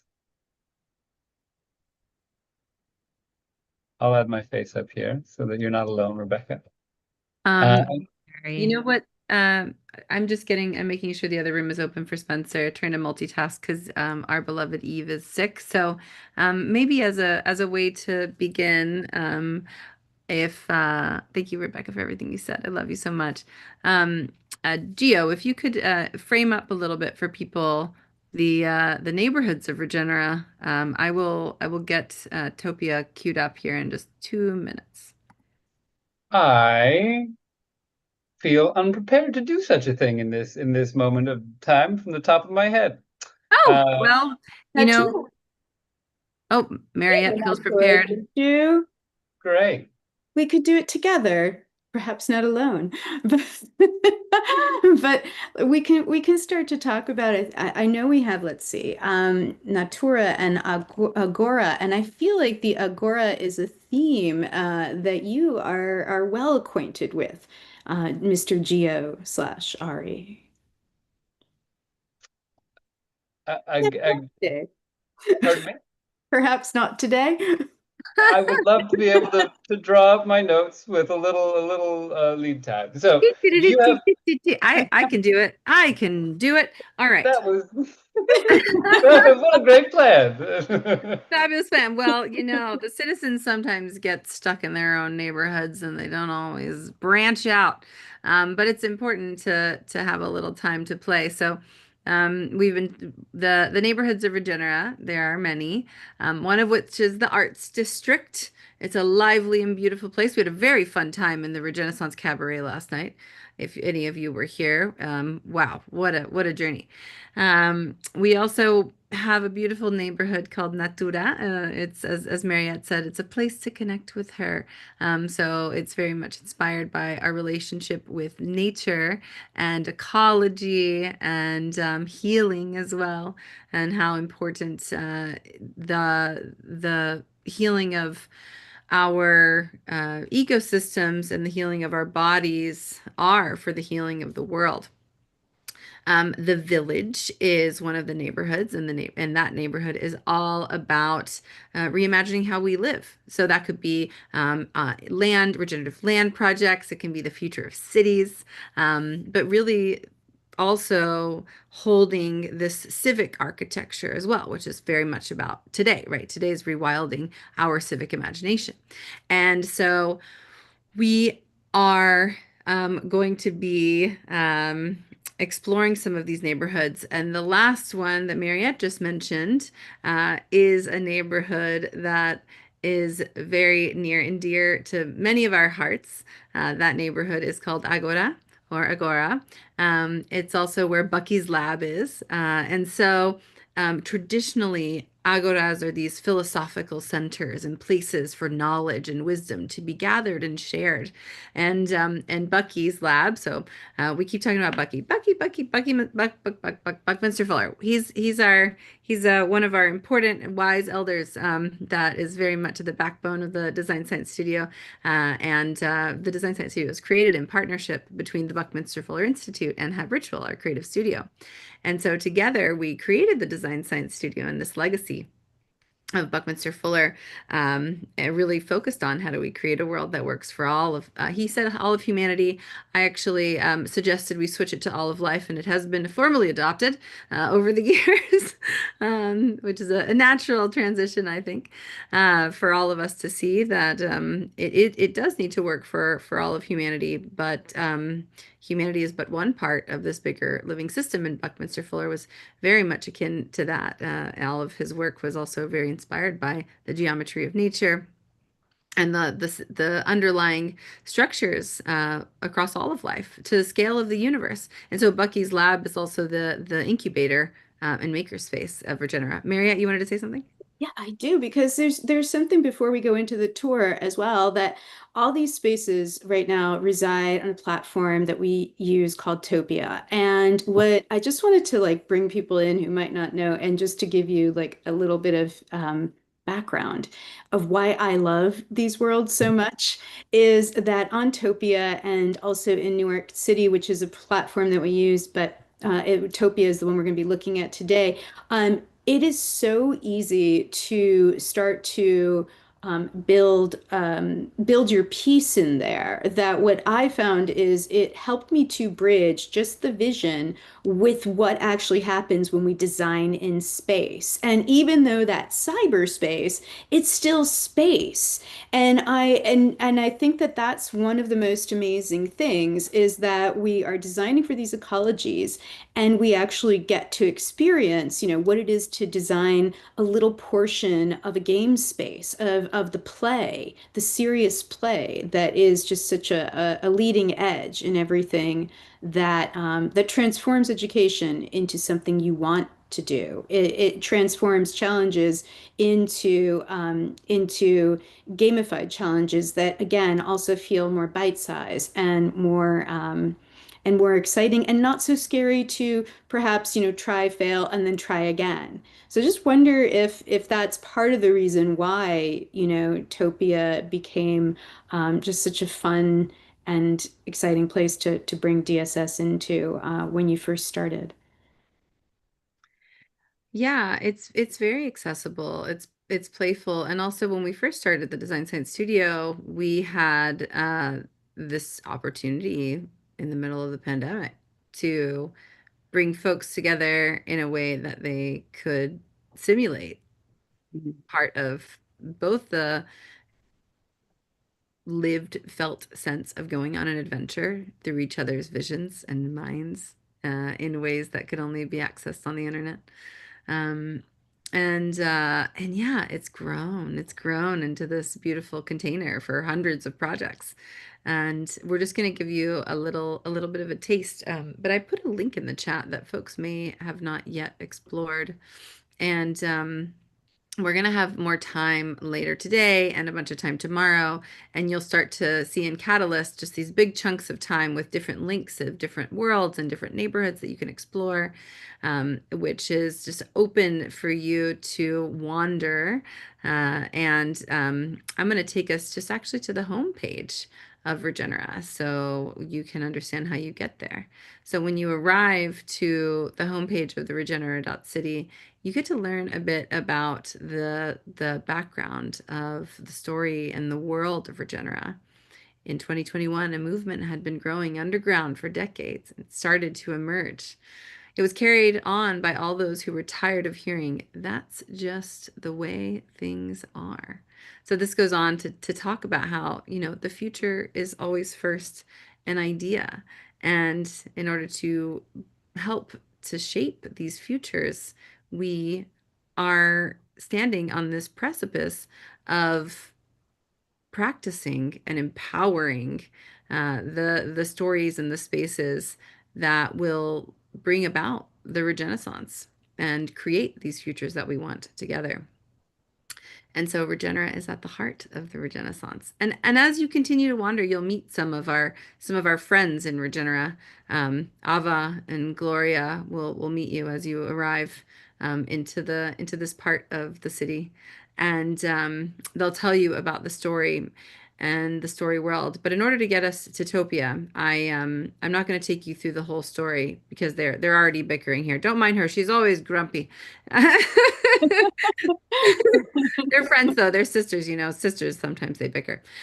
So I encourage you to make it through the onboarding, through the training, and to the launch pad. And when you arrive to the launch pad, you will see that there's an opportunity to explore the city. And so when you go to Topia, it takes you to the Regenera deck. So this is the first world that you'll be dropped into. And there we go. So the Regenera deck allows you to begin the journey, and the Regenera deck lands you kind of in the center of the city. There's a few things that one or two things that I think are still under construction, but for the most part, things are updated. And if you go, you can explore. There are 4 other worlds here. You can go straight from the Regenera.city launchpad, or you can wander around in Topia. So I'm going to mute my Topia so that it doesn't, let's see, allow while visiting sites. Change your avatar here. I think today I want to be a dinosaur and I want to be purple. Very good. Okay. And great. There's my room. There, I am unmuted. Well, I'll keep myself muted. So you enter the world. And as you begin to explore the world, you may find other friends. Ah, look, there's Bex. If she had her camera on, then I would see her face appear. So if you turn your camera on in Regenera, Bex, we can actually go on adventures together, which is quite fun. There's even a little chat. We can chat with each other. But yeah, so this little, for some reason, this funny little, our really beautiful little intro to Regenera video is not working. So I'm trying to figure that out. But there are, oh, here's Ava and Gloria again. And then we see the 4 worlds of Regenera, and these little bits of media will pop up. This is Mel. He's wondering, oh, Bex is a pumpkin. Bex, come here. Hi, pumpkin friend. See, it's really quite fun. And then you can go on adventures together. Hi, let's go this way. So you might want to navigate the worlds, and you find different things. And so over here, we'll start to see, and I'll zoom out a little bit just for y'all, that there's an entrance to the Agora and Bucky's lab. And it's quite fun because you can also, go inside the buildings. Oh, I'm on the 2nd floor. But then it says, click me. So if you click it, then you can go to that world. Let's go. So it takes me to a portal. Apparently I need to sign in. Oh, yes, I need to go back and sign into Topia. I don't need to sign into Topia. Why am I signing in? It should just let me do it. Boop. Let me out of here. Hold on. I don't need to sign in while being on screen share in case for some reason. But we did get that. I love just getting that first glimpse into how when you meet a friend in there, you can actually see each other and talk and have conversations. Yeah. It's so fun. Okay, it's let me in. And I know we need to transition now, but it's really quite a joyful thing to find your friends. So here I am. I'm still a dinosaur. I can turn my camera back on. I can enter the world. And if my audio was on, you would start to hear, there's a really beautiful piece from one of our friends, Jason Silva, that plays when you come into Agora. Oh, Bex made it over here. Fabulous. Very good.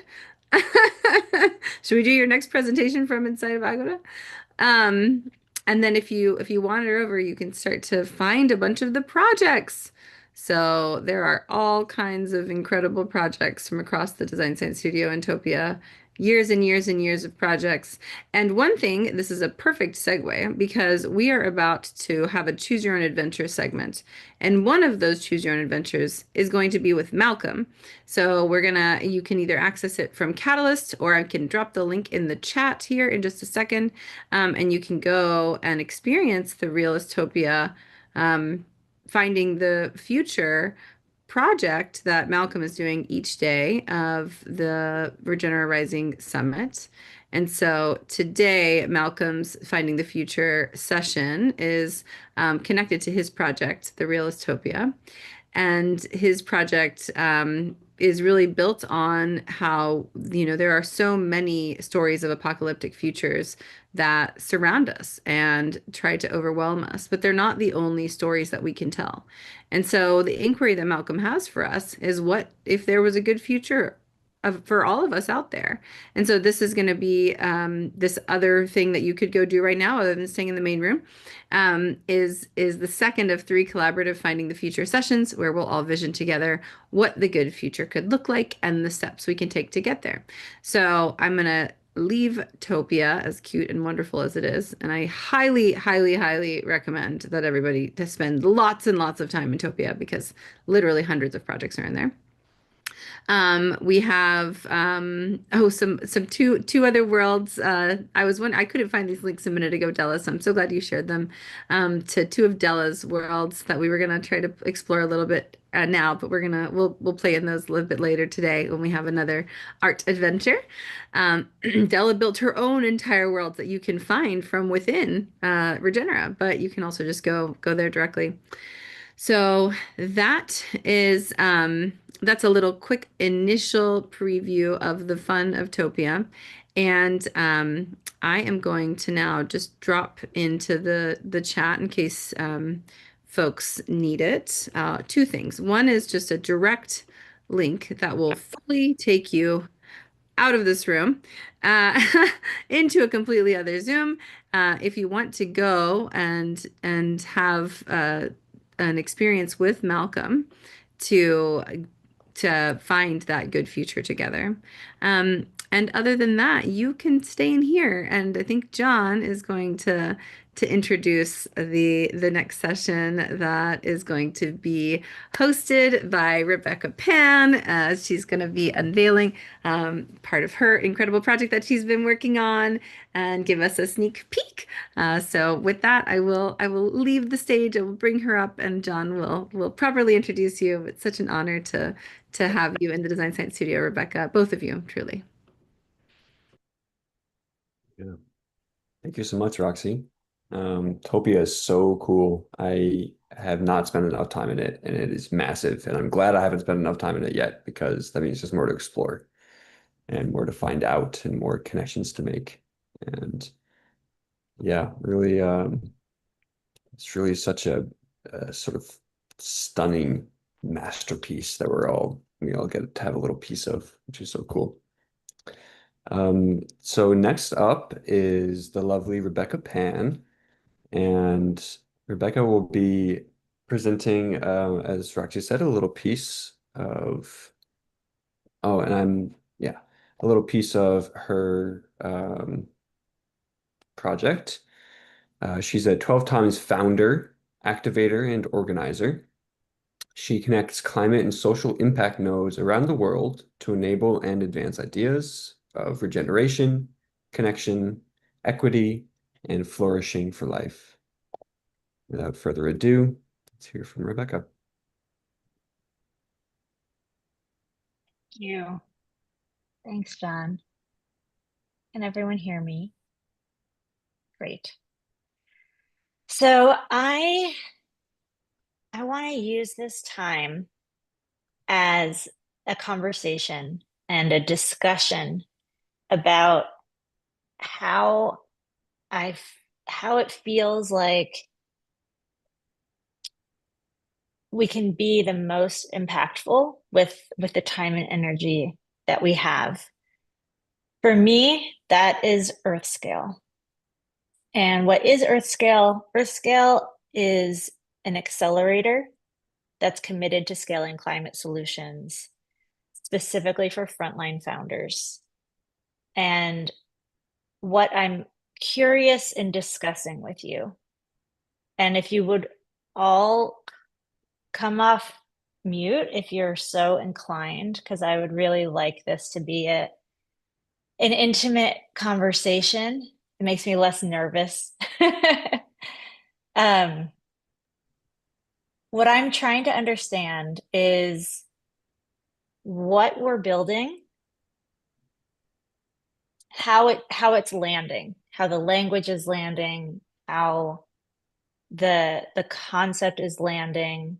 So I'd like to walk you through the website, and if we have time, also walk you through the assessment tool that we've developed to help founders identify where they are and provide some insight and advice.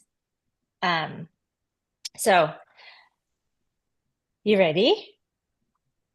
I'm going to share screen. Yes. Wonderful. All right, so you are the very first people to see where we are with the site. It's not live yet. We have like a little bit that is live, but we're not telling anybody about it yet because we want to get it really into a place that feels right. So first question. So Earth scale, we're scaling climate solutions from all corners. And it's a unique model specifically supporting frontline founders. We believe that frontline founders are the answer and have the solutions, but don't have the access or the capital or the support to really scale effectively.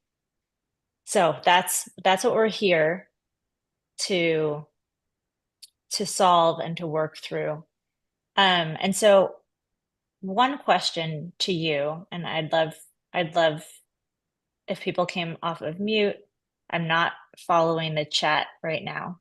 But what does frontline founder mean to you?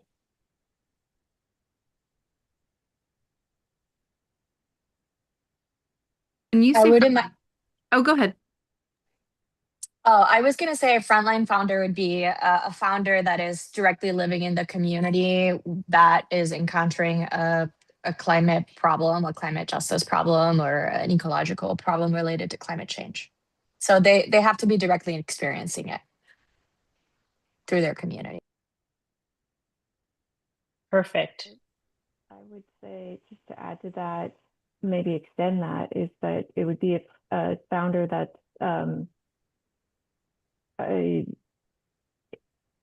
proposing solutions that would mediate and help with the frontline founders and the frontline communities that are at risk. Could you say that again? I missed the first couple words. It would be that the founders that are proposing solutions for immediate solutions for frontline communities.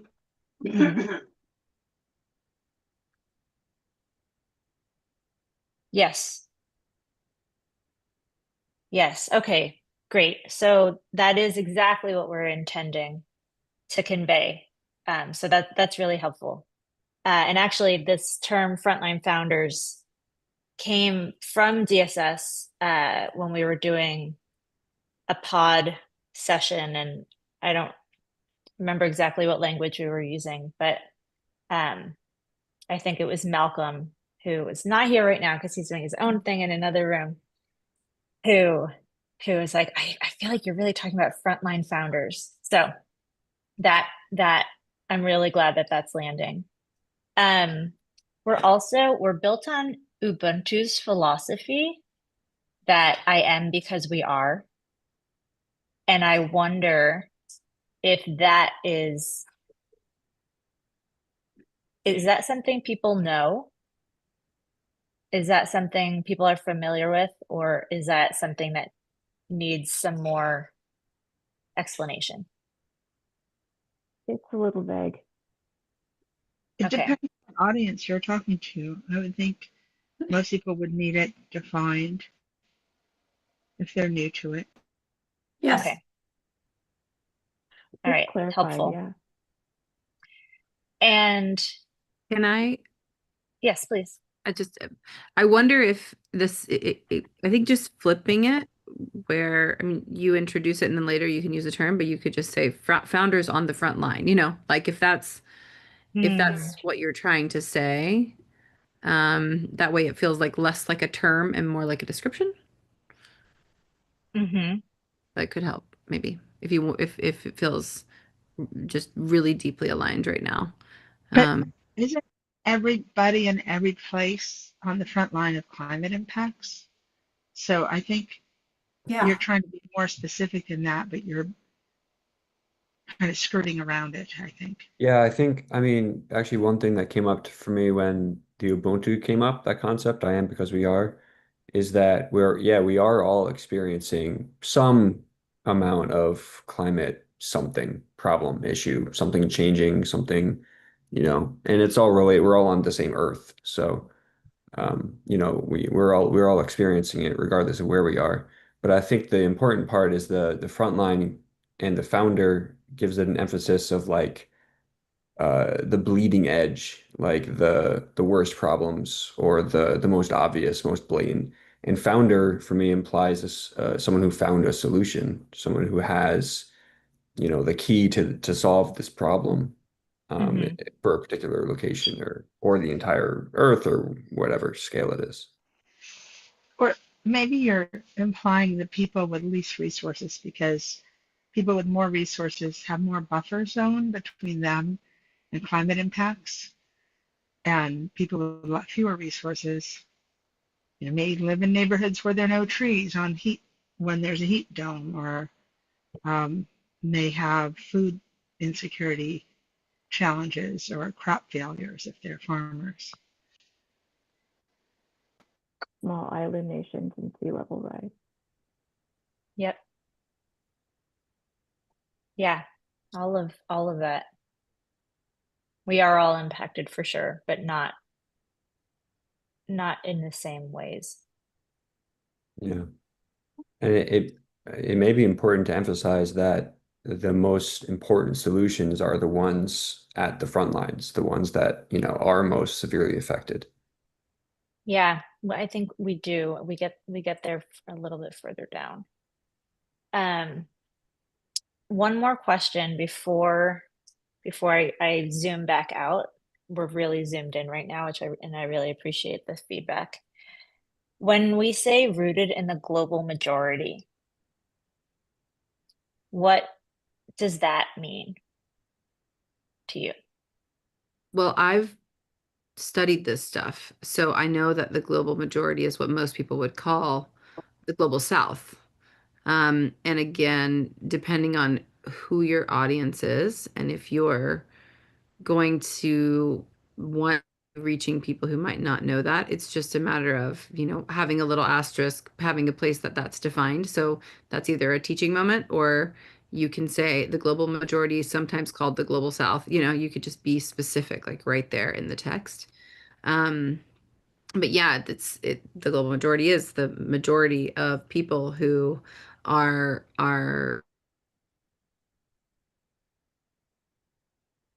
called the global south. It actually doesn't accurately even define where they live, but it continues to perpetuate some of the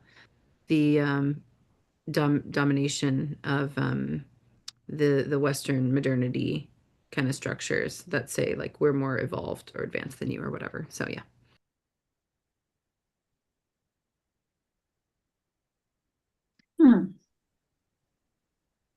Yeah, I think an asterisk does make sense.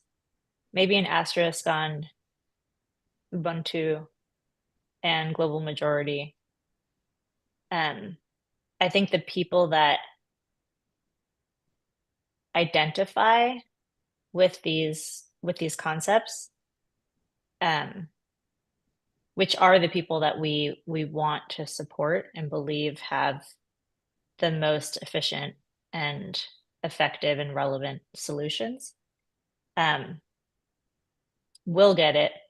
But such a big part of what we're trying to do is connecting those founders with the funding and support that they need, and that the funding and support, those groups don't necessarily, they're not necessarily in these same rooms. So I think that is really good insight. Okay, I'm going to move on. The future of climate innovation is already being shaped by the global majority, yet the systems that move capital and opportunity were not designed with them in mind. So we're working with founders, frontline founders that are doing the work. They're there, they see the problem, and they're quietly doing this work, but without as much access to funding, channel partners, scale protocols, and coaching and advisory, so they can really scale with clarity and ownership. How does this section land? I would say that this section is clear, and I wonder, like, even that tagline that you had above, like, because I heard you say that, like, the uniqueness is connecting where there's not a connection or it's a weaker connection, which is clear in what you just said. But I think even this tag, like a unique model built on this, launched in the, like that doesn't say, because I had a question of like, why does it matter that it was launched in the San Francisco Bay Area? And it was like, well, maybe because like what you said at the end was like, oh, they're not connected. So I wonder if it's up there as you think about like if you're going to massage some of that language, that it's bringing up that like what you're seeking to change, which becomes much clearer in that second paragraph that you articulated there. Okay. Okay, helpful. Rebecca, it seems like you're aiming at two different audiences. One are the people with wealth and power who might be your funders, and the other, the innovators who are seeking resources and have a different experience. And you're trying to make one site that reaches both. And then I think the jargon used by one group might not be understood by the other.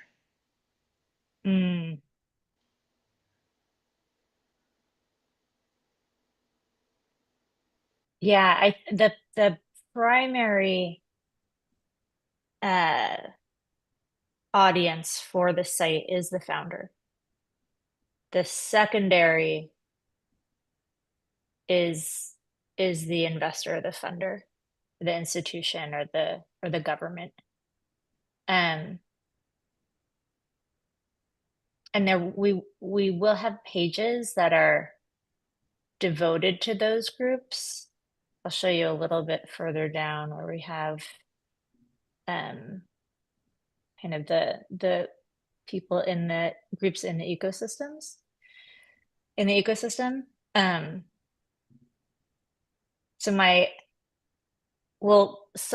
Depending on who we're talking to, we will send them either, if it's a founder, we'll send them to the homepage, or we'll send them right to the application, depending on kind of their entry point.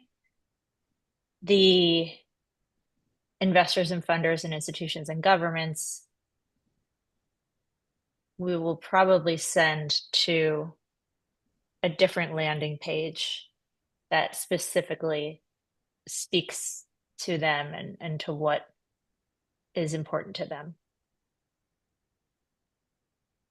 Do you think that will achieve the objective?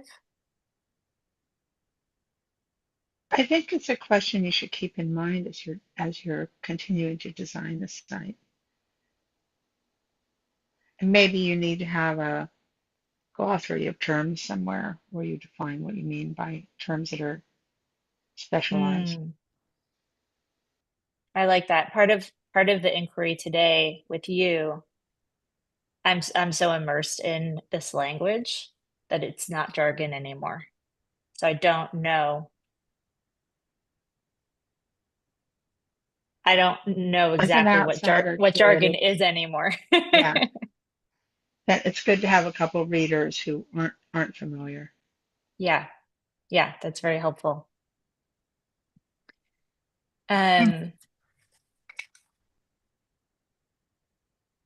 This is a real image of sea level rise,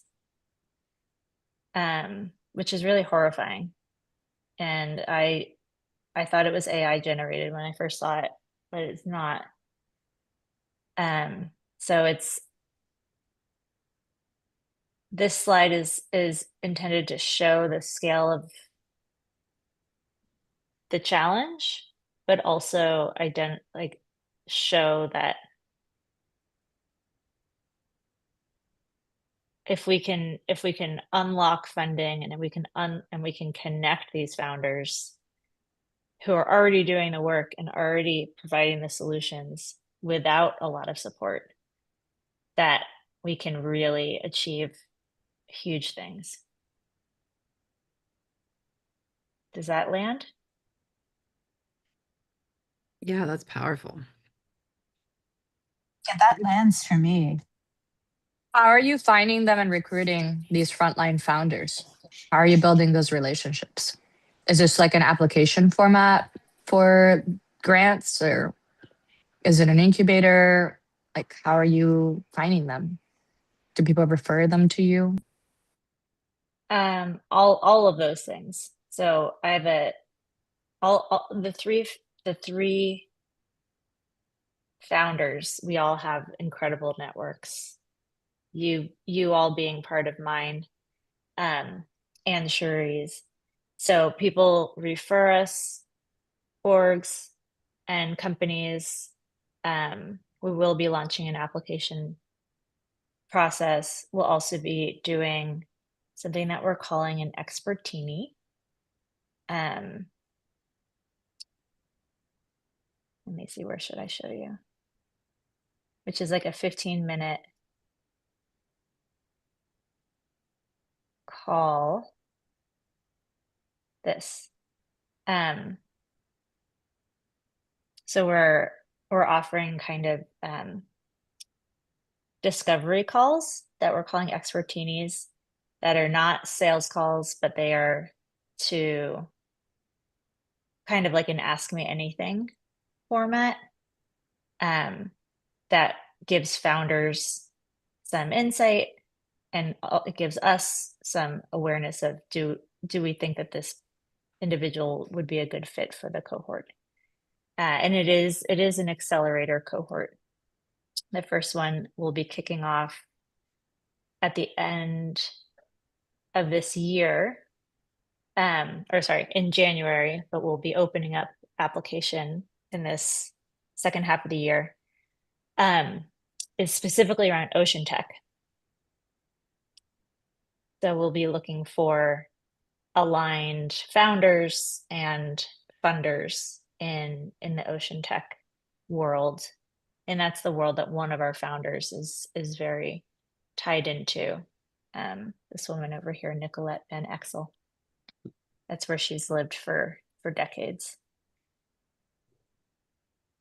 I have a question. I wonder, I don't want to derail us, but I wonder, are sometimes people who, earlier there's a comment like these are maybe two different audiences, but I wonder if you're going to also be encouraging people to look at traditional founders and to also include like community-based equity in these solutions. So ways that people could either crowdfund to be part of it if they don't have, because sometimes what happens, people want to invest in solutions, but they don't have the large amounts of capital, but they could do incremental or micro capital. So I'm just starting to wonder, because I see so much great potential bridge building in what you're saying. Yeah.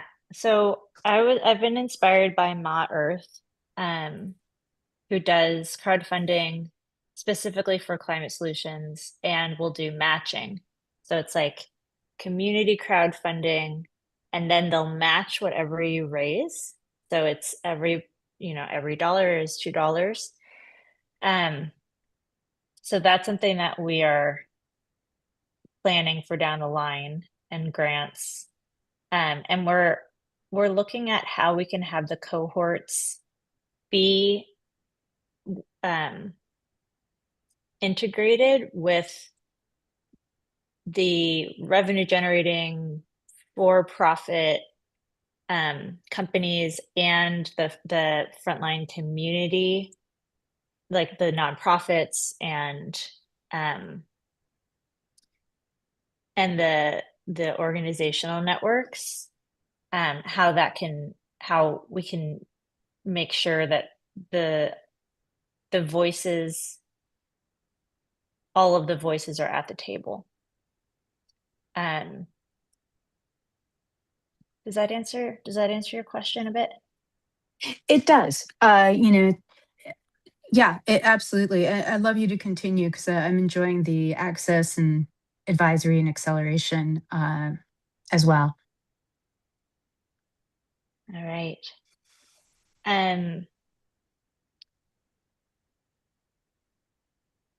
Let's see. I just want to celebrate how just getting to see the website. This is a big deal.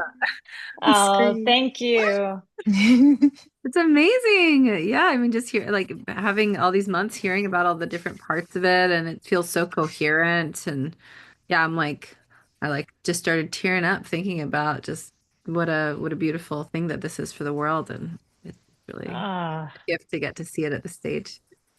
Yeah. It's Oh, very Roxy, beautiful. thank you so Yes. much. Thank you. Thank you all. It's joining DSS was a big and having Earthscale be kind of like the project that we wanted to advance.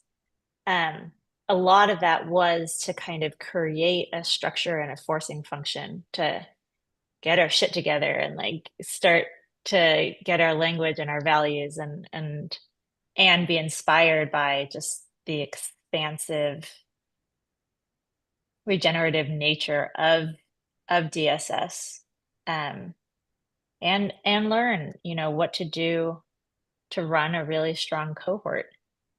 And so we have made a lot of progress, and a lot of that is because of the scaffolding that we've received here as part of DSS. So thank you. There are a lot of different groups in the ecosystem where Ubuntu, I am because we are, is it's all about connectivity and connection and community. And that's where I've lived for a long time. So there's not a lot of ego in this work. It is like we want to connect people to the networks of networks of networks. So there's a lot of room for strategic partners, for investors, for philanthropy, for family funds and family foundations, for corporate, for government, for institutions. And we're looking at it from the perspective of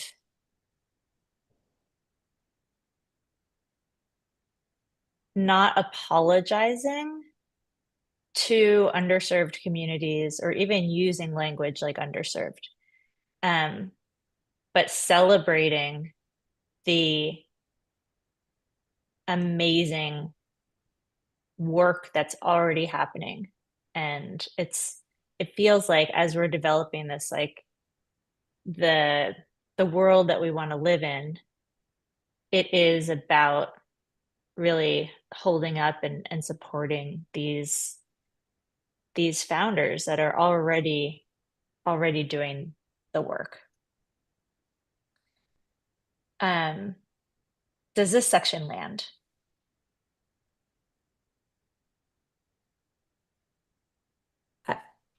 I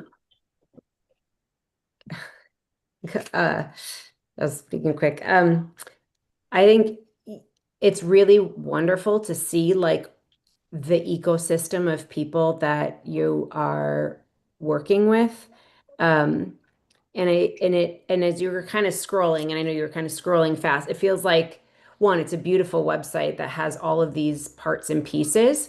And I wonder, like, again, not fully seeing it, if some of those sections in the flow couldn't like come together and be a little bit tighter. So like you had like in my brain, it's like, you know, it's what we do, why we do it, how we do it, who we do it with. Like, because as you were scrolling, like up above, you talk about who you work with. And then this is a nice like expansion of that. So like, is this the section that dives deeper into the who?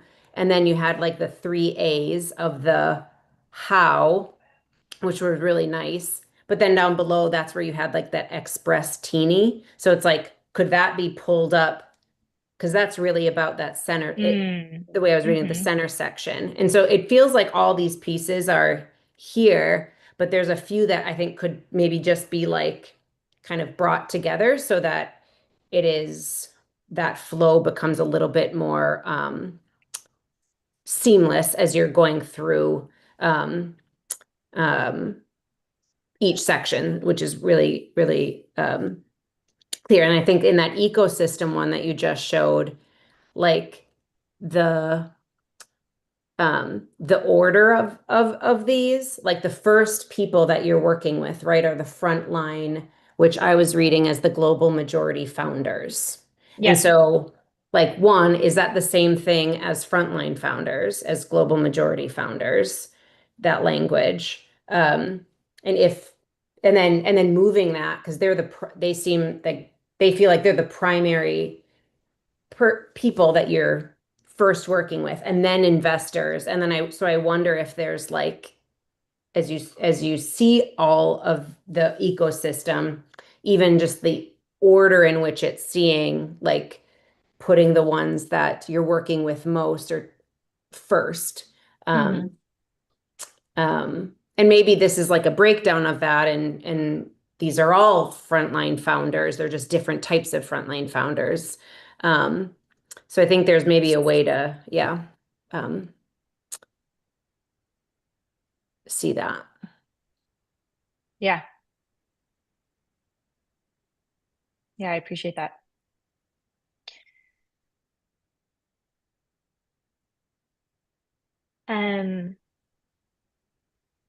These are the ways that people can work with Earthscale. So you can join our community, which is a global network.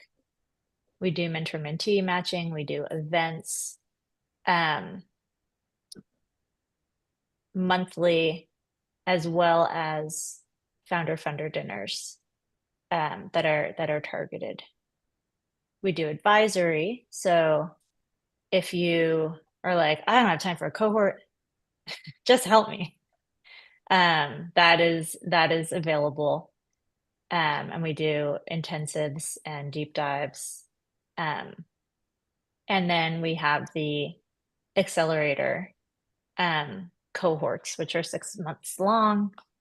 The way we're structuring it, you only meet twice a month so that you have time to be the busy founder that you are.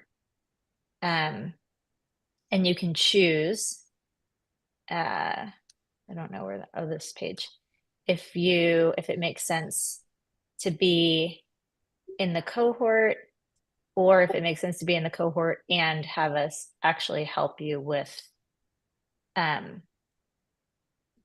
work itself. So this is kind of like a fractional support for marketing, leadership development, and fundraising. Those are what we see are the biggest gaps.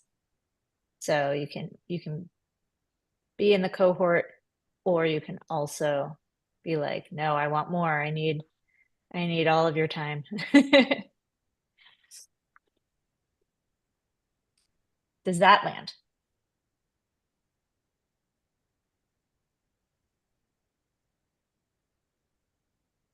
Do you state what you think the founder's needs are?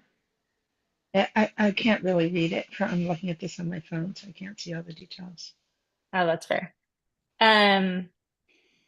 We do. I mean, we do. We talk about. You connect. What I really mean is, are you connecting what the founders need to what you're offering? So if you need a quick, confidence boost or insight into what's possible, do the expertini. If you want to have the support of other founders and ongoing guidance and coaching, do that. Do you know what I'm saying? Like, how do they know which to pick? Yeah.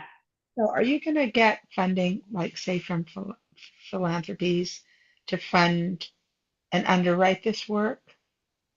Yes. Or you, so it's, so it'll, go ahead. I'm sorry, go ahead. Yeah, we'll be raising money through philanthropy. There is also a cost because we feel like founders have to have skin in the game to care. But there will be scholarships available. We're looking at a $6,000 for the 6 months and $50,000 for the fractional support.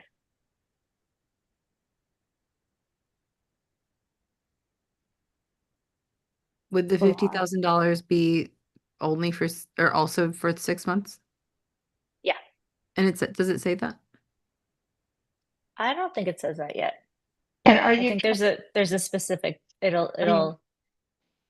charging it the will investors? say that. I'm sorry Sorry? to keep interrupting you. Are you charging the investors for being part of your circle? We're not charging them, but they will be able to invest in Earth Scale and or the companies themselves. Will the investors have any say in where or how much money goes to which project? No. No, it'll be into a pool.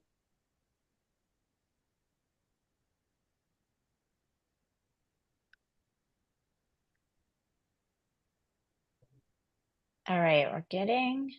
Just I can imagine some people might want more influence, and I wonder if there could be an option, sort of like Mariana was asking about, for an investor to have more say, like to pay to be part of the siding circle. I don't know, that might kind of throw it off its tracks a little bit, potentially. That's a good idea. I feel like it can traditionally be one of the things that derails projects, is having the investors like have too much of a say. So I kind of like the version where, at least I don't know what the Angel governance. groups usually give you a chance to invest in the projects you're most interested in, or the companies you're interested in. Yeah, so what we're anticipating is an investor can invest in Earthscale, and that gets them access to the companies, and some of the money that they're investing goes to the cohort itself. But then if you want to do, if you're like, oh, I really love that one, I'd like to support them directly, then that's also an option that we encourage. Do you know Sarah Carney and Prime Coalition? No. They invest in clean, kind of advanced clean tech solutions, and they have a fund called the Azola Fund. And I think she'd be a great person for you to talk to about possible ways of modeling how you're doing this. Yeah. She has I would love to speak with her. A big group of philanthropic investors and family folks that are, wanting to do more speculative investments or early stage investments. Can you say the names again? And do you know her? Yeah, I do know her, and this is Mariana speaking. And her nonprofit is called the Prime Coalition.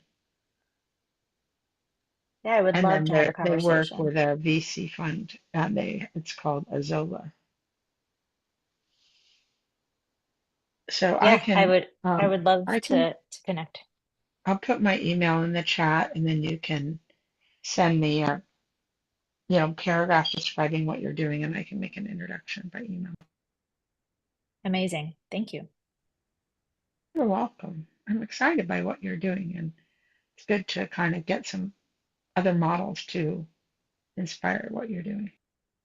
Yeah. Yeah, we've done a lot of research, but there's definitely way more conversations to be had. This is There just was kind a of question from Laura in the chat for you, Rebecca. She says, I would love to schedule a 15-minute meeting. Is that currently possible?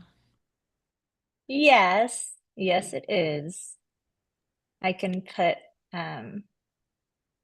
after I finish, I will I can put a link in the chat. Me. What else? Another Laura. Rebecca, when you say frontline founders and Earth Scale, I really think of founders that are on sort of the edge and are emerging.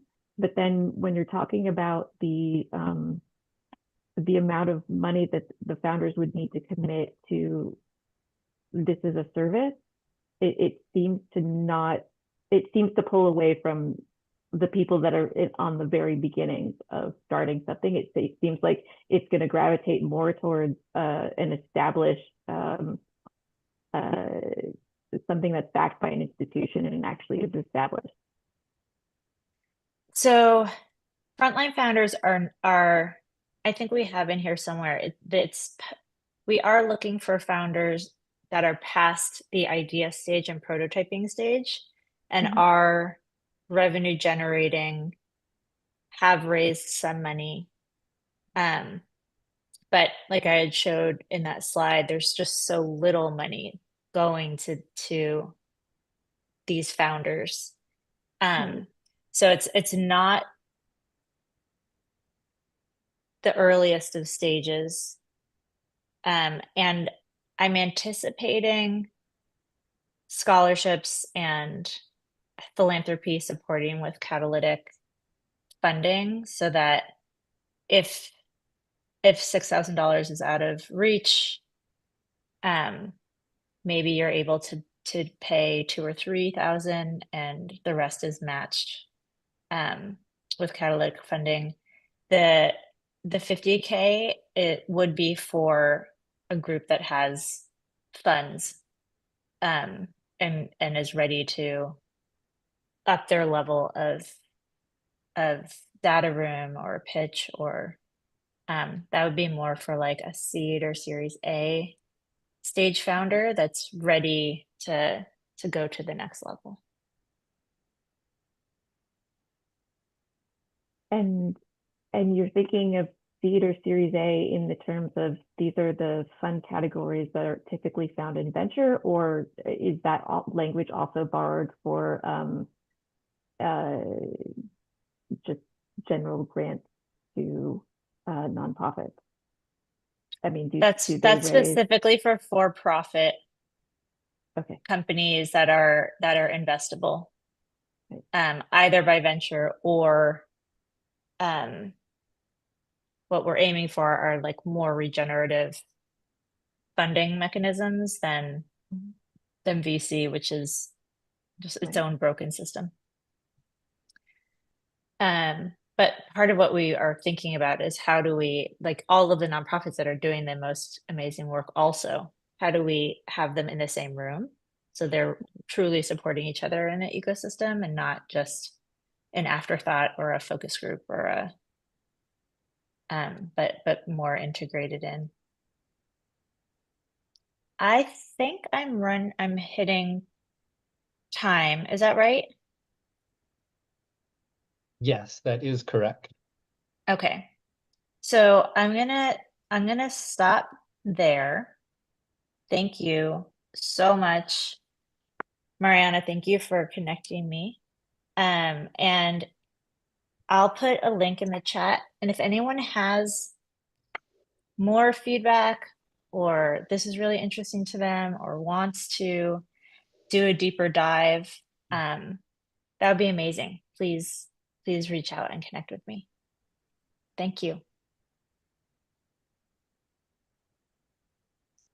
Becca, it's so amazing to really witness how much thought and care you have in this project. And it really impacts me to be able to see how dedicated you are to chewing on each one of these components of the idea and taking such a big concept and really trying to, it's a great name, Earth Scale, to really try to scale it out in such a way. I'm really inspired by how you've approached this and how you continue to chew on it and work through it. It's incredible and important work. Thank you, Rick. Yeah. Yeah. Yep, fingers crossed. Yeah, doing amazing things. Thank you. Yeah. I'm really, really glad that I've got to witness your process through all of this. through the cohort and sharing space and time with you. It's been really amazing. I'm looking forward to how it all shapes together. Thank you, Rex. Yeah. Next, it is my pleasure to bring up Marv Radio.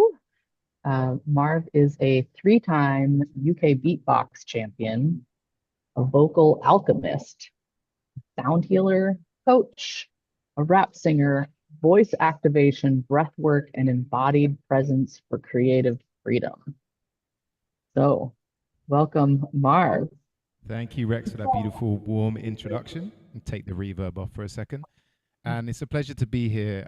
My apologies that I haven't been able to be in the stream today because I've been running around a lot in the last couple of days. But I'm really happy to be here and open up the music section of this evening's experience. And beautiful to see some familiar names, some people who I've met in my cohort. And yeah, really happy to come here and share. So I thought just to tell you a little bit about what I do. I love to do improvised music with suggestions. So I'm going to be in the chat, but keep your words for now.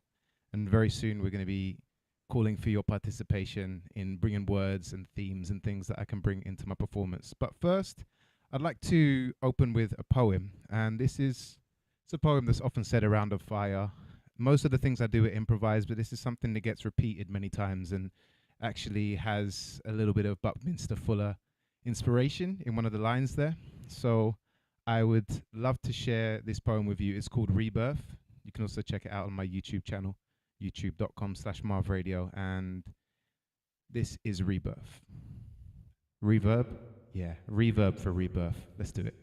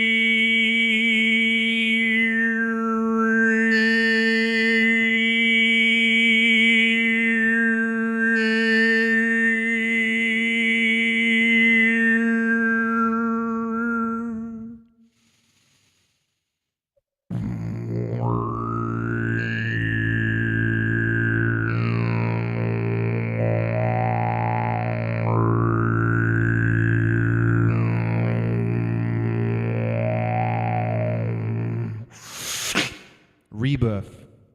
I say rebirth as it's not the first time aboard this spaceship called Earth.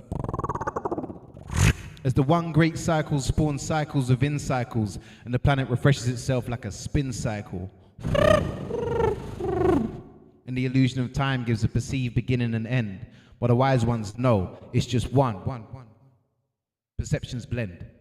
In this golden moment, I hold in mind a tick-tock. We can choose to fix up or else get picked off. The puppet who dances with no strings is a fallacy, for the strings connect all the ones in this reality. The ultimate video game. I got 99 lives, so I learned how to play. Eat, plant seed, grow, repeat. No Facebook, Farmville, app delete. What we call the earth is alive and works. Through patterns so perfect, take time to observe. Maybe more than he bargained. Food grows on trees. Money grows in mine. So I trust in the trees, knowing foresight, I am not blind. Most trust in the healing of chemicals, but trust not in nature. Cut down trees. Timber. Ow!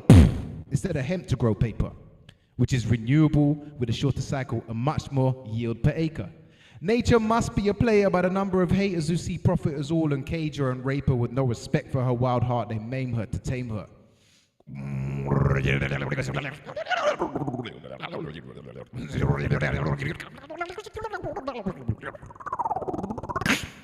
But we know this, right? I'm not the one to say it first. But the reason it hurts is because we are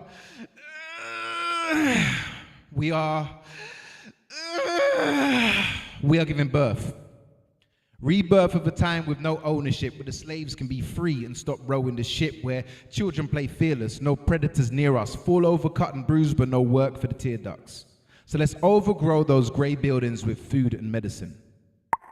Who's there? It's you. Let I in. No separation, no occupations, pure celebration, the healing of all nations. No anticipation, we're growing with patience. Let me make a statement. Do it now, no time for waiting. Can I get a witness? Say no more sickness, no more sickness. Can I get a witness? Can I get a witness? Say no more sickness, no more sickness. Can I get a witness? Rebirth for the earth. Reach birth, feet first. Rebirth for the earth. Reach birth.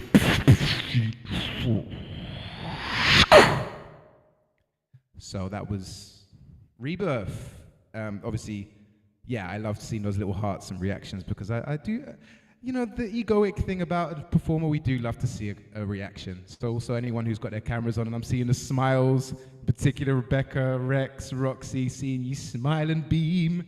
And speaking of beaming, it's Mark, isn't it? The beam man, the beam man. Yes, I remember the name. Good, good, good. So right now, what I'm feeling to do is to do a little freestyle based on manifestation. So intention is a very powerful thing. Intention is the difference between certain chemicals being either poison or medicine, the way you prepare them, the way you put the energy in, the intention of bringing wonderful people together to bring a regen era where we can be regenerative.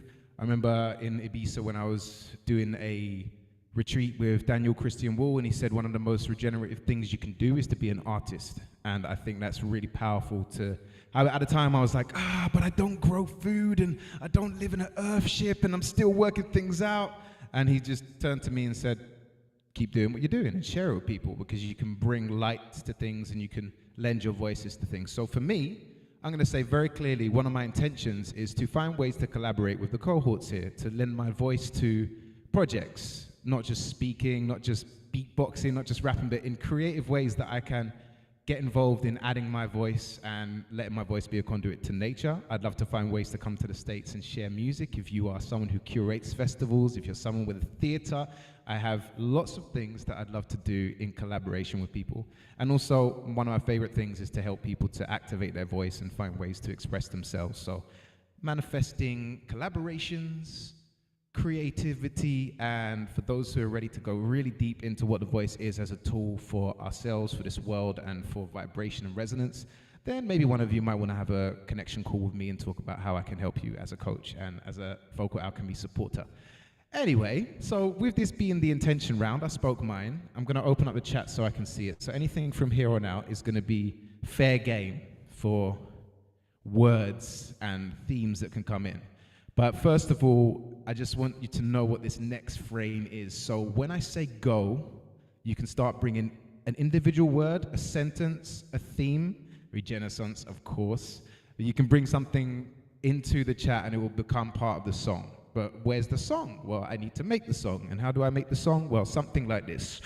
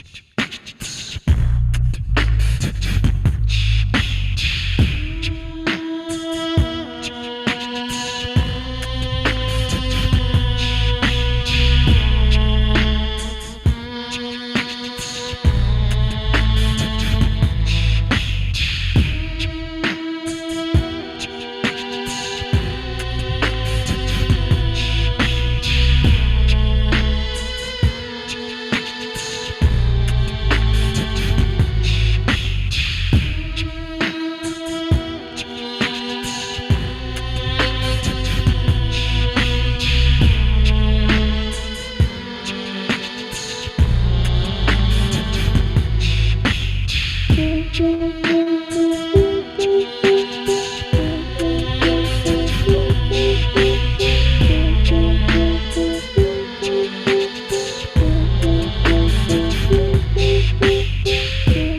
better experience this sonic experience, I recommend that you use headphones or a speaker.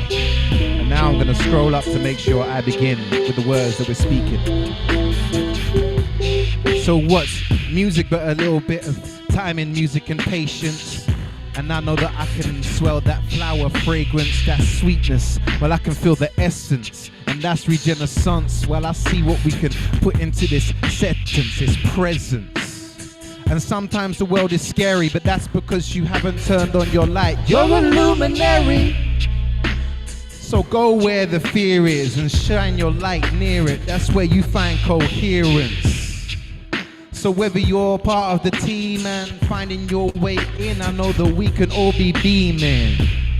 Finding ways that we can find the moments that connect us and the perfect moments that land in between them. And specifically, I'm embodying the state we call story living. So we can see that we're connected, putting more footprints on the earth than many centipedes. Put a bit of melody inside with a harmony. I'm not from America, but I'm part of my own varsity. Studying so I can find a way to stay down to earth. I call it gravity. Finding clarity and the vibrancy, vibration, resonance between you and me. What can we be? Anything we dream, that's part of being the team that we see. So what's the essence of magnificence when we can see something different and bring our differences? I wanna be a bee so I can put the pollination from the flower to the tree, from the seed and the food that we eat, the cycle repeats. Now I see some sacred moving, spinning geometry, something like the t-shirt I see. You can see it too, man, that's something like a prophecy. It's feeling brand new. Said it's time for a chorus break. I said it's time for a chorus break. Said it's time for a chorus break. Yeah, it's time for a chorus break. I know it's time for a chorus break. I said it's time for a chorus break. Said it's time for a chorus break. Yeah, it's time for a chorus break. I know it's time for a chorus break. I said it's time for a chorus break. Said it's time for a chorus break. Yeah, it's time for... Okay. And the flow is a form of symbiosis, so we can tune into that infinite gnosis. And you know this, right? I just flow with the spirit, so I feel that aliveness. I don't want it to be contrived, but if I find it, the moment that's aligning and enlightening and coinciding, so we are all aligning. Once again, we have vibrance in the chat, so that vibrance is resonating and the echoes coming back. And I know sometimes you feel the pressure on your shoulders, but that's the wings given by the good ancestors who help you just to fly, so you can find a way to supply the energy between I and I. We call it life, just one cycle. Come and get an eyeful, building a trifle of a dessert, or maybe an hour that travels above like a Eiffel. I don't know, I meant to say tower, but said an hour, so reverse the track. So the melody sounds a little different. Let me see some words we're saying, and I find a different precision to find a fractal perspective that's infinitely reflective, to find the lessons in every single sentence or every single sentence. I said sentence like I said sessions, but that's the thing, because perfection is imperfection. And I know that we can do something different, that's by being warriors who can protect the ecosystems.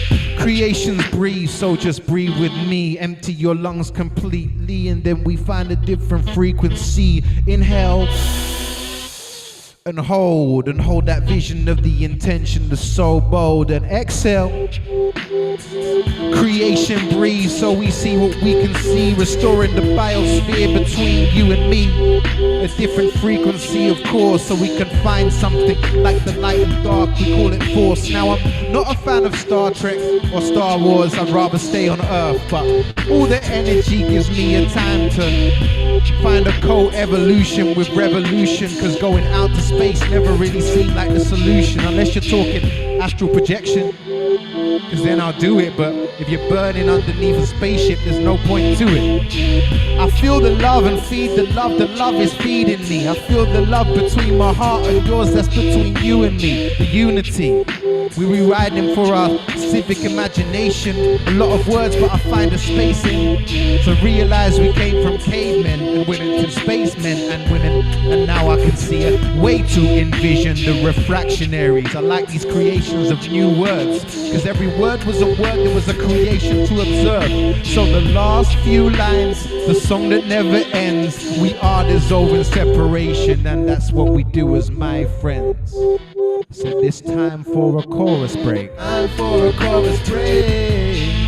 Said it's time for a chorus break. Yeah, it's time for a chorus break. It's over separation.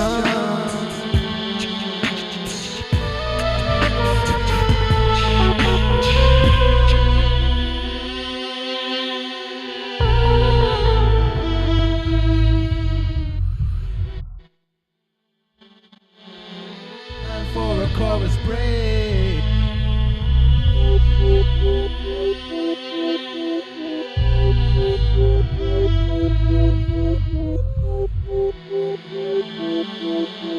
The vision when I saw it was a vision of fruit forest and food forest, so nobody goes hungry. Healing ancestral trauma, cause I saw lots of trauma in my mummy, but I'm trying to make sure that I don't pass it on to the next generation. We need some respiration and reparations, restoration, align creation, fire emoji, exhale love, so we can fly above like eagles or a dove. So for one more time, I'm gonna break it down for this moment of sound you can feel right now. I take a moment, bring it in, take a moment to take it out, so we can bring a new vision of the system without a doubt.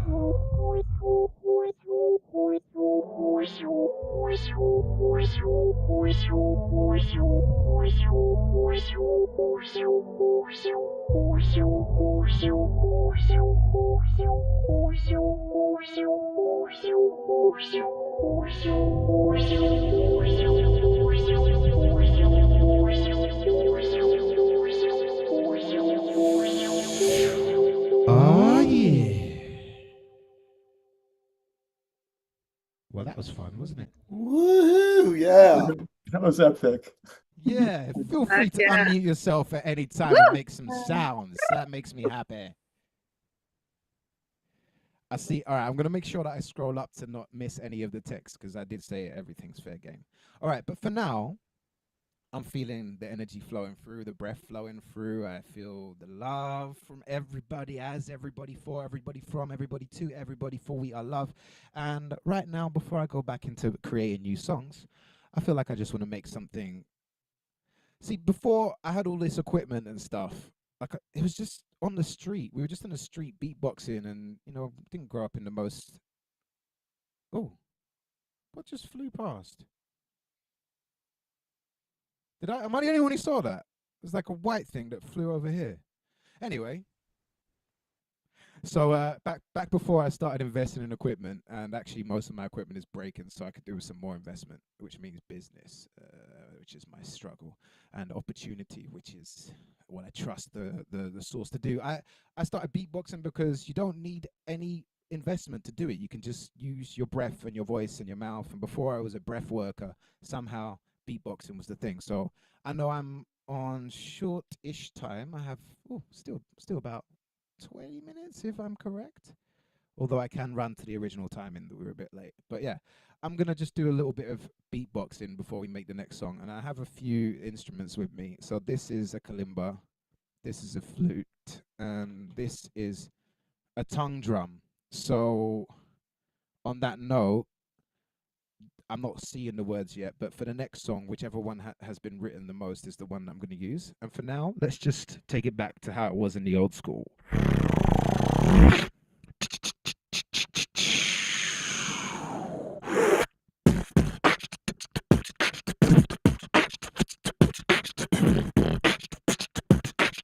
You can move if you want to.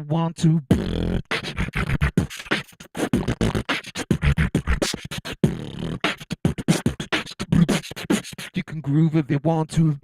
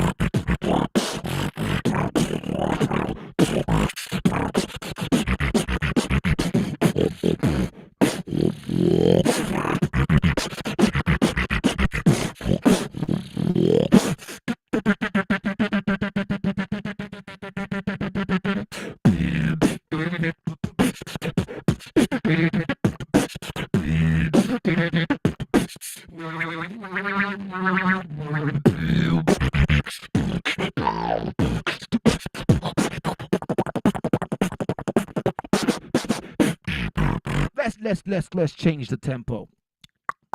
Oh, it's getting very warm in here.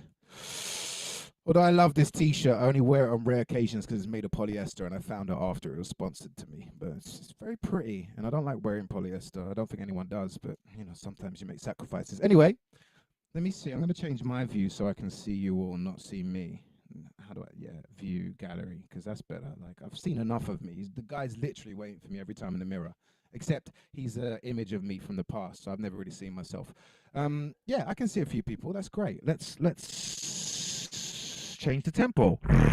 Anybody who's got the camera off, anybody who wants to join in a little dance party, I love to see you move.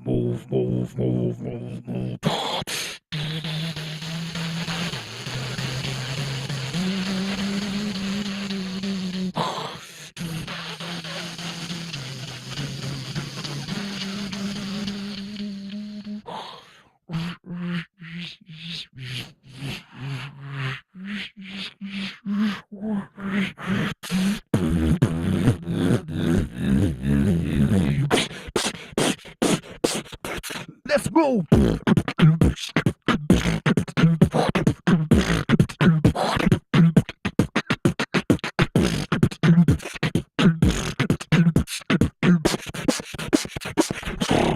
Take it down low. Up with it, up with it, up with it, up with it, up with it, with it, music is moving from me, making you move your body. Music is moving through me. Let me see you move your body. Take it down low.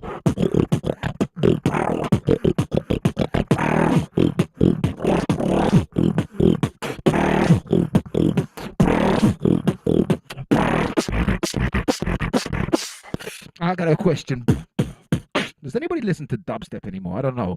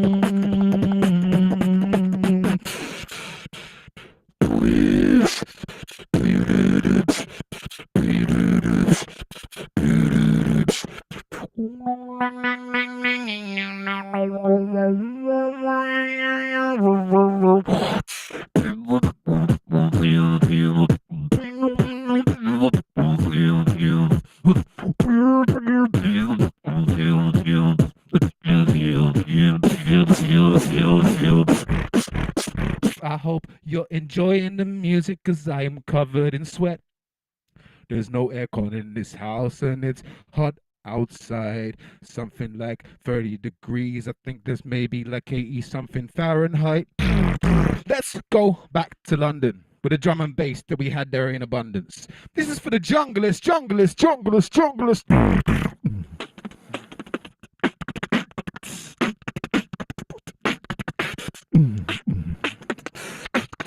Actually, do you know what? I don't know if I've got time for that. 6 minutes. Maybe these guys aren't going to make an appearance, but I do want to do some jungle, so we're going to do it.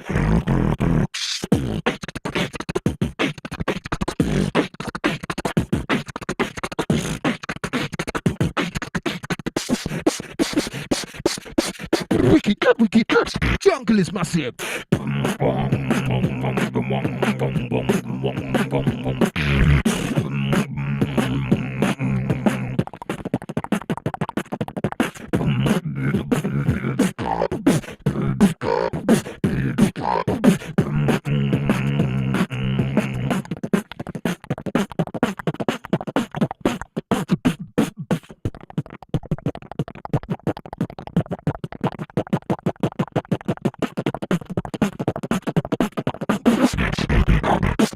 I feel good.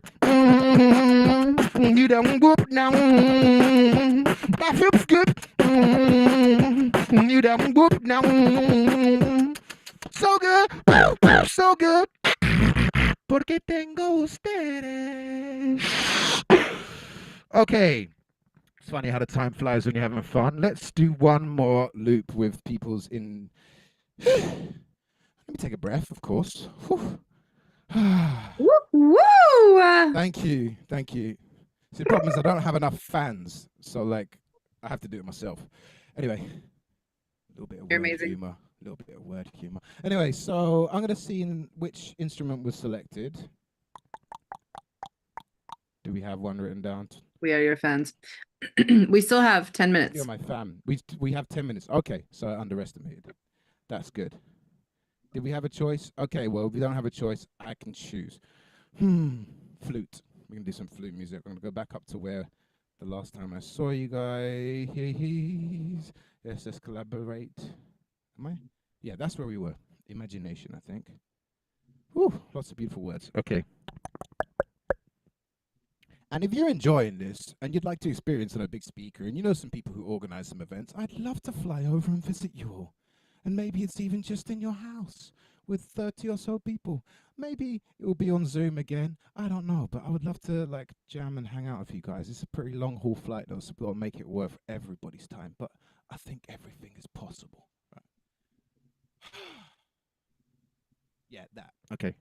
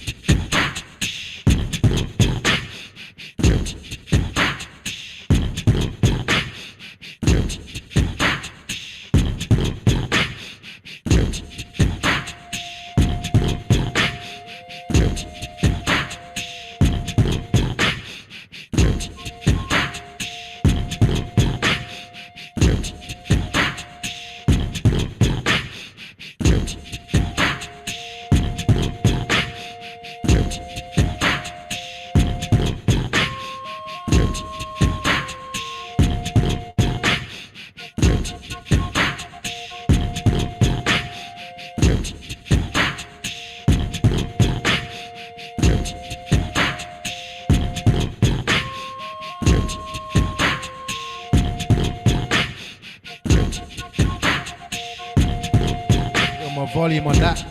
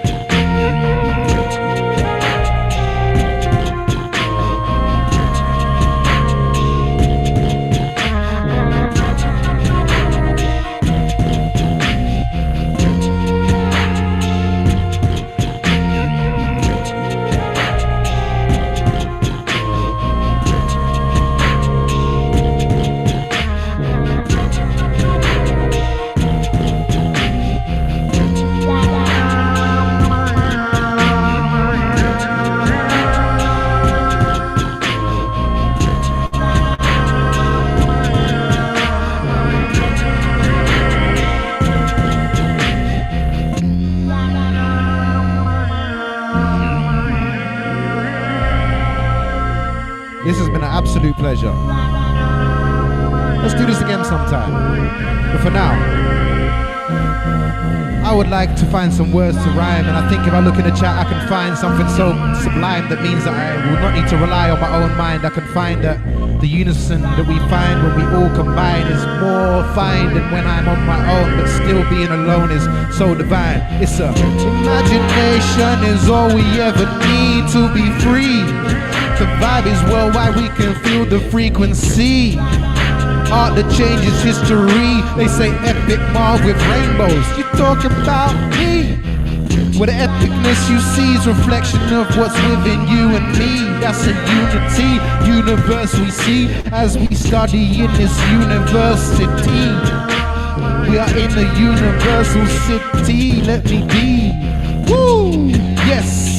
Let's collab, it be so much fun. Ali, vision, train engineer, I would love that. We can all become one. Come to a place, smiles on the face, awesome love, it's epic. And I need to see the next word. I saw that, saw what, oh, the thing that was flowing past. To my credit, I didn't take any shrooms today, but I do sometimes. So what I saw flying, I don't know where it came from, but I guess that might be divine. A little light that shines, little light that's mine, a little mind that, little line that's not mine, because I remind myself as I rewind, everything belongs to everyone, and nothing belongs to anyone. You saw it too, look almost like smoke, cool, but no smoke, anyone. I don't really know, it's marvelous. Play on words, that's my name. A little square with a triangle, I mean a question mark. It's all the same, 18 minutes left. I wish that was the truth right now, but I know it's like 4 minutes. And I come past, but I know that I will come round. LinkedIn.com/ReccaBuyandPan is my link to connect. Also, yes, we'll connect with Rebecca. I respect ya, and I know that one day we will be together. Whatever the weather is better, even if it's raining, you can be my umbrella. I will be your umbrella. Experimental bass music, we can use it when music comes out of your mouth. Yes, hearts, there was 12 minutes left, that's not true now. No, choo-choo as we get on the train. These words are coming from the part that circumvents my own brain. Let me thinking, let me thinking. We are your fans, I am your fan. You wanna see me in real life? Roxy knows she could see die when we went to Ibiza, and I'm glad you repaired from that crash. We were all in different places, but that was when you were staying at my flat or at my apartment in Ibiza. And I'd love to see you in person, hug you and squeeze you. I don't really eat it too much, bit of rhyme so we can share a slice of pizza. That's how we know each other. When we join CoheART 3 and we are all familiar. A little birdie on a fan, that's who I am.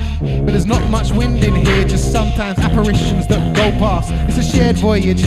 Join us for the critical mass on the vision train. 100,000%, maybe 10,000%, that's not in my brain. Waves of inspiration at the vision train station. Got bars, collective heartbeat, yeah we got heart. Co-creative capacity, this is the start.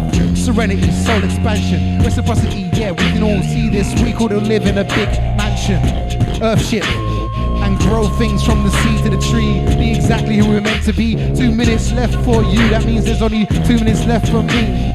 Super brilliant, megalicious, reciprocity, delicious. This is the Regen era, we are the Regen era, portal of Regen era, yeah. Shared voyage on the Mark car on the vision train. Let's all go insane, cause what's the point in being normal in this world that's gone so crazy? Let's put the work in, cause I know that we're gonna work and it's not gonna be lazy. Wait, where did I go? Gotta find my focus. Yes. Listen, supercalifragilisticexpialidocious, dope shit.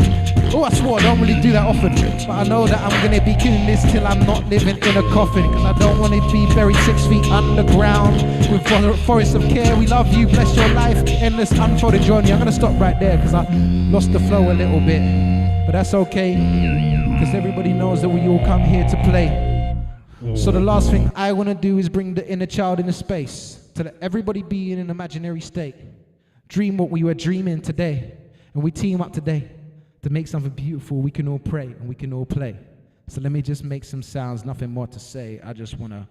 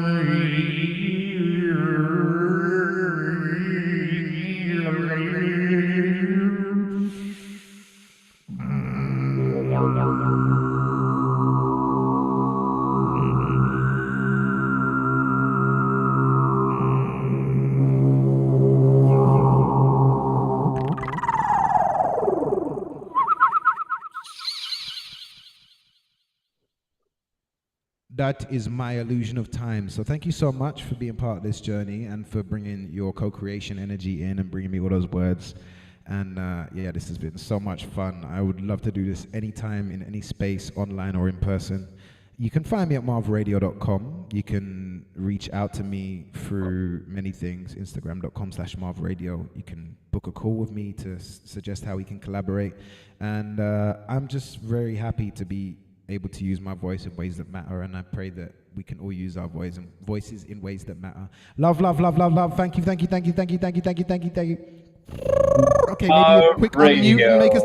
Can we do a very quick unmute and make sound? Absolutely, I was going right for that. We can't listen to all that beautiful noise come into our hearts and not make a joyful noise in return. But y'all to come off camera, come off mute and share your love with Marv. Yeah. Amazing, Marv. You. Woo, you're amazing. Amazing. Love you. Yes, let's bring it all in, all the visions. Thank you so much. Right, I'm going to shut up now. That's enough of me. That's enough of me. What a beautiful way to ground all of our learning today in our bodies and in the movement and motion that you set alive in us. And you'll be back tomorrow, I have it under good advisement, to take us on a different kind of sound journey. And we're very, very, very much looking forward to it. Thank you so much, Marv. Thank you for having me. And now, from that great movement and stirring in our souls, we're going to invite you all to root down a little bit and connect with the earth. Our revolutionary Scott Huddy is here to lead us back into a space of Qigong. And my short introduction of him is Scott Edward Huddy is a civic educator and visual artist whose work blends systems design, policy, and creativity. Through the prosperity loop, he explores regenerative ways to circulate value.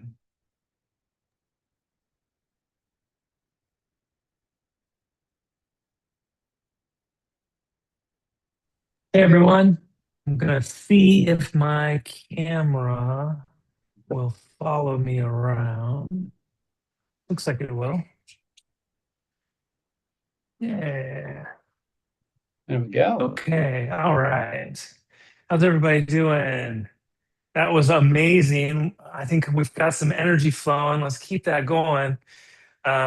We'll just go ahead and let's take a breath, right? Let's just kind of breathe in. Breathe out. One more.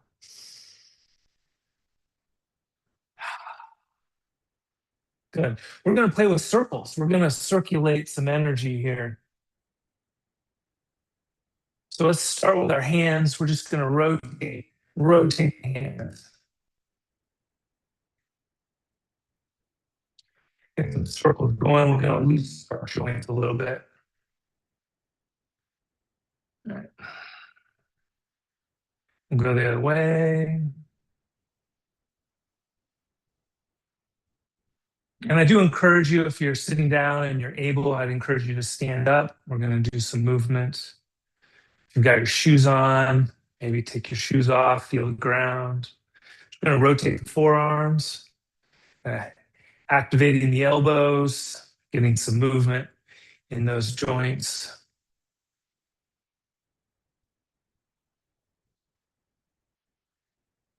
And going the other way.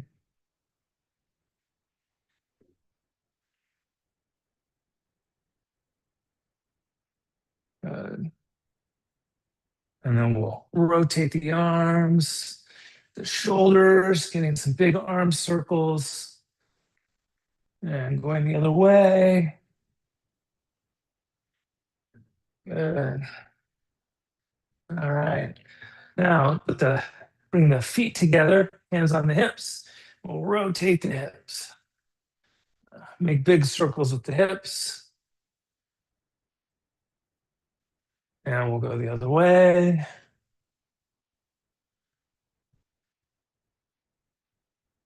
All right, and kind of feet shoulder width apart. Put your hands on your knees. And we're going to rotate the knees.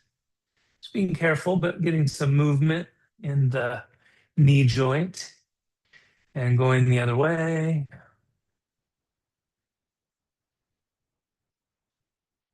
And then we'll rotate the leg, the whole leg, the ankle, the foot. The whole thing moving and going in the other direction. And the other leg. And then the other direction. And then just kind of shake out a little bit. And we're going to stand like a tree. So we're going to bring the feet and legs about shoulder width apart. And we're going to make a circle like we're hugging that tree. We're going to hold our arms out in front of us and let the shoulders be heavy and let the elbows sink. Let the hands connect to the heart. And we're going to stand for a minute. If at any time you feel like you need to move, feel free to do that. You can shift your weight back and forth. Like I said, we're going to stand here for a minute. So I'm going to start the timer. We're just going to be in silence, standing like a tree.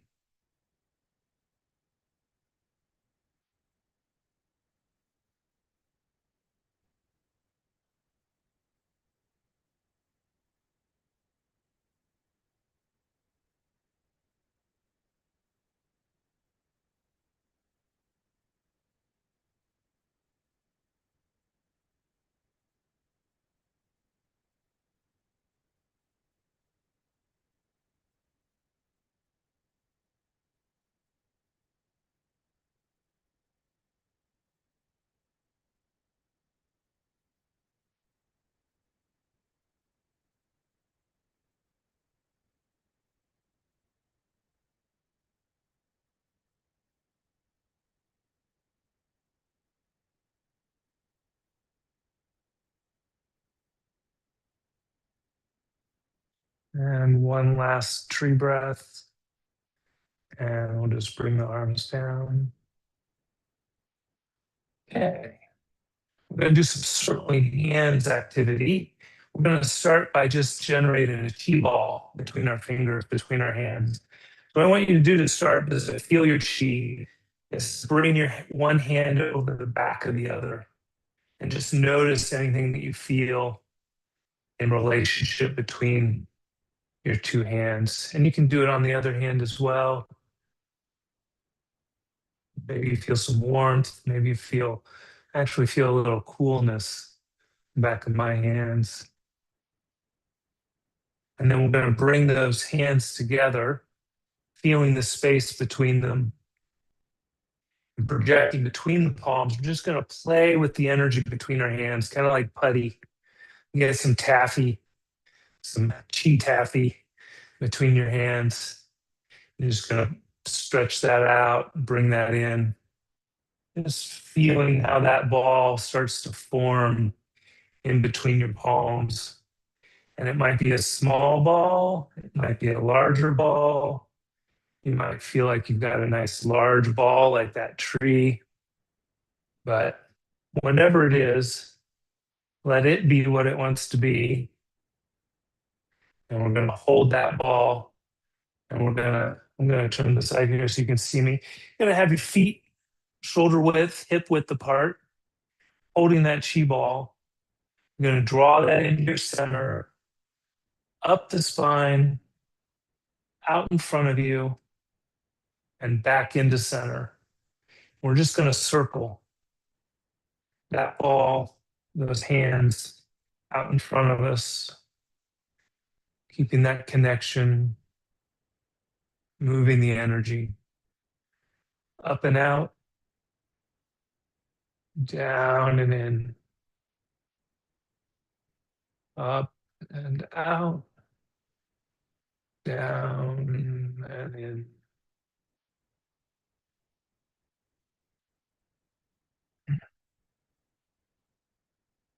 Just letting the breath do what it wants. And then we'll change directions.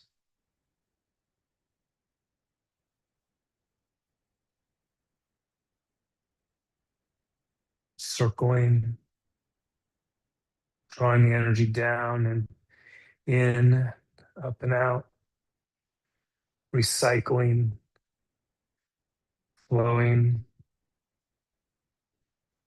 gentle movement.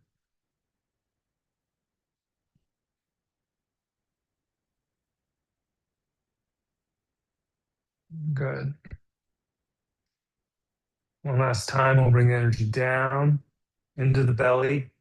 And I hold that ball that at the lower, the stomach, space below the belly button, the lower dantian, the center of energy in the body,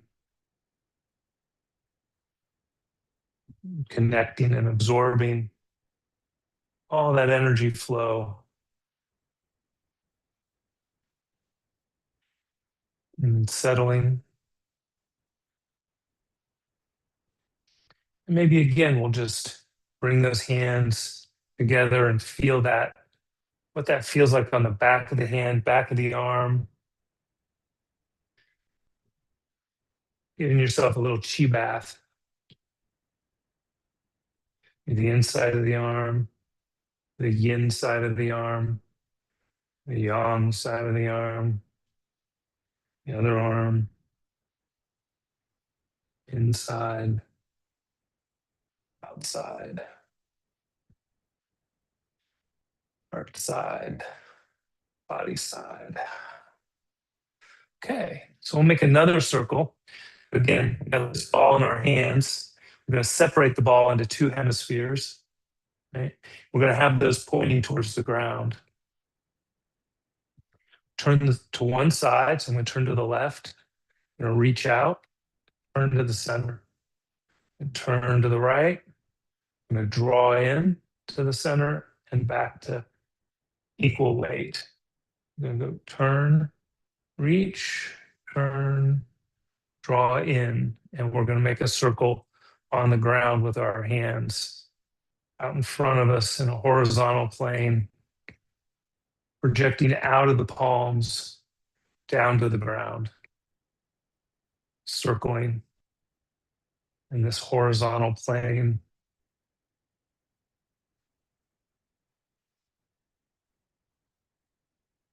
Drawing another circumference of the sphere.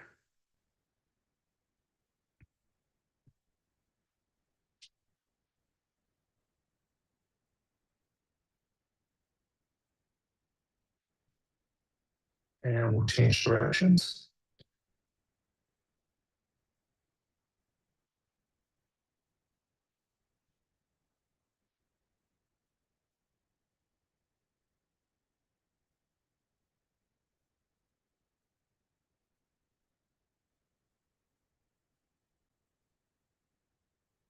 Good.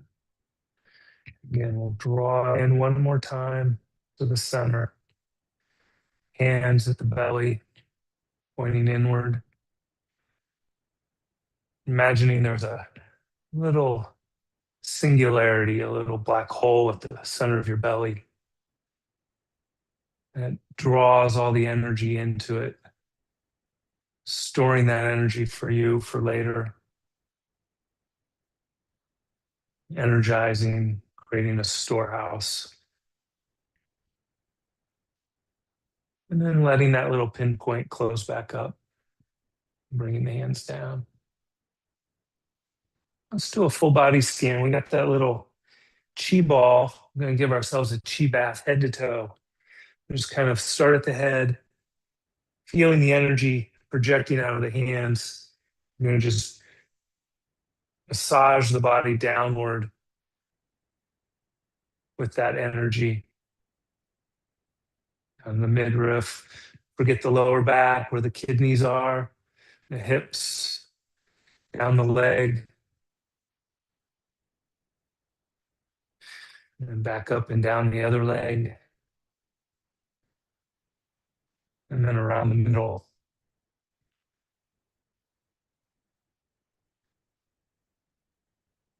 And then we'll make our third circle. So we're going to do what's called a coronal circle. So we've got our chi ball, going to separate the two hemispheres, right? And we're going to have the hands pointing outward in front of us. We're going to turn to one side and reach up, back to center, and draw down as we rotate to the other side, back to center.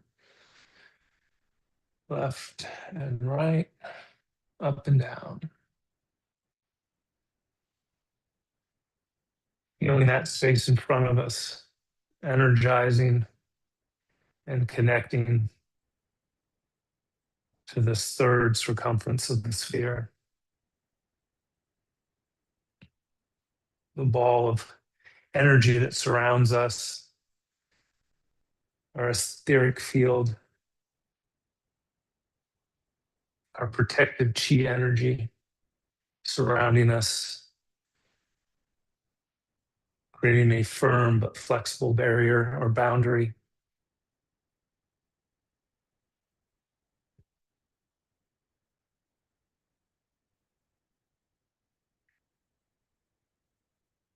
And we'll go the other direction.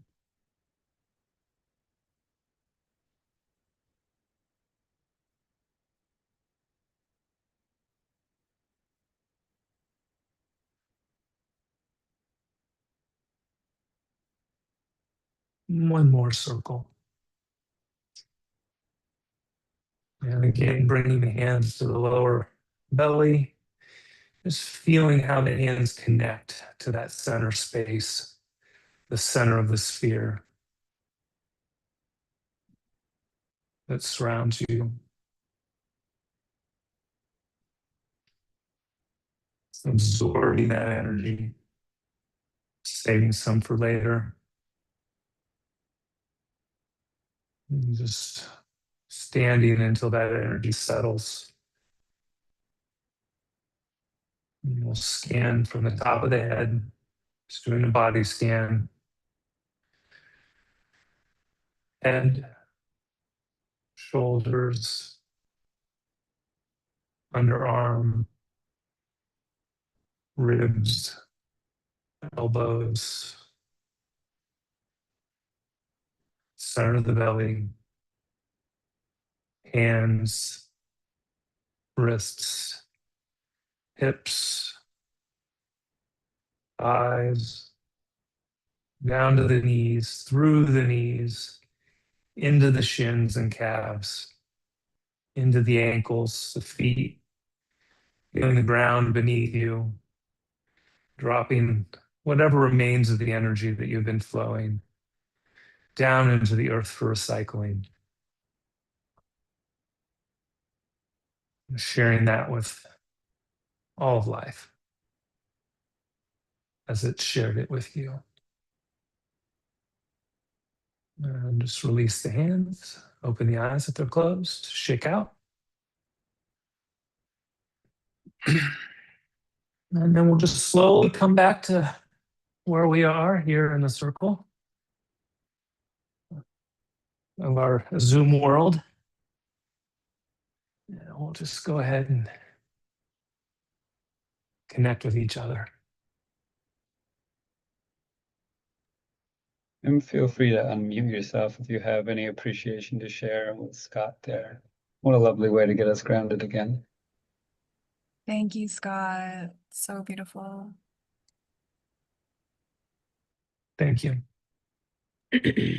We'll be doing some more at the live retreat, I think. I've got some other stuff planned. So if you've enjoyed it, maybe we can join there together as well. Yes.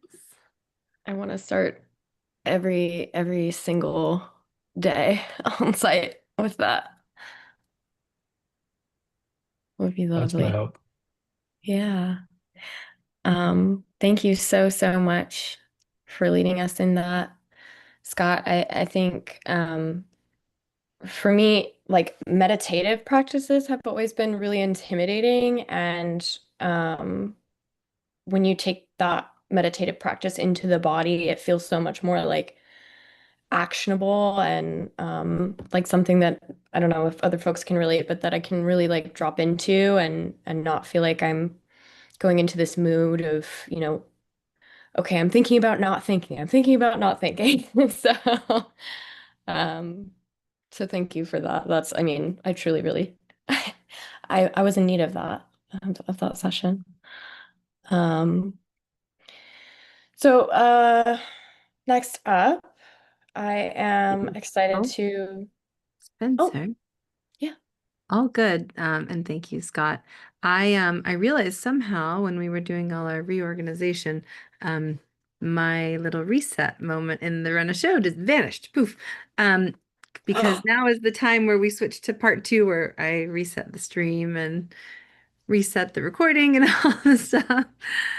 So if that's okay, I will do that now. It won't take long.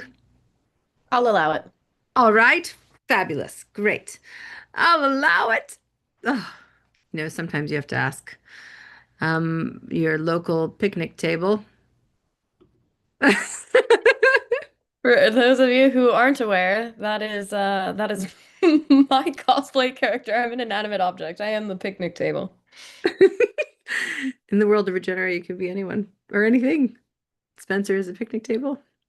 So thank you, picnic table, for allowing me to reset the stream. Beautiful. Well, for anyone who's out there on the live stream, and I can see many of you on the back end over here, I hope you've been having a great time. And I hope you continue to have a great time and join us back.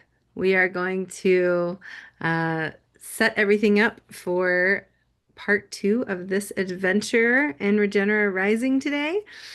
And it's been such a powerful first part. So thankful to everyone who brought their gifts, their art, their initiatives, their projects, their voice, their bodies, their souls, everybody for supporting, rallying, celebrating, and invigorating these futures that work for all of life. There's that beautiful saying that says the future is already here. It's just not evenly distributed. And it's wonderful to get to feel that together with all of you. So thank you. Thank you. Thank you. And we will be back for part 2 in just a few minutes.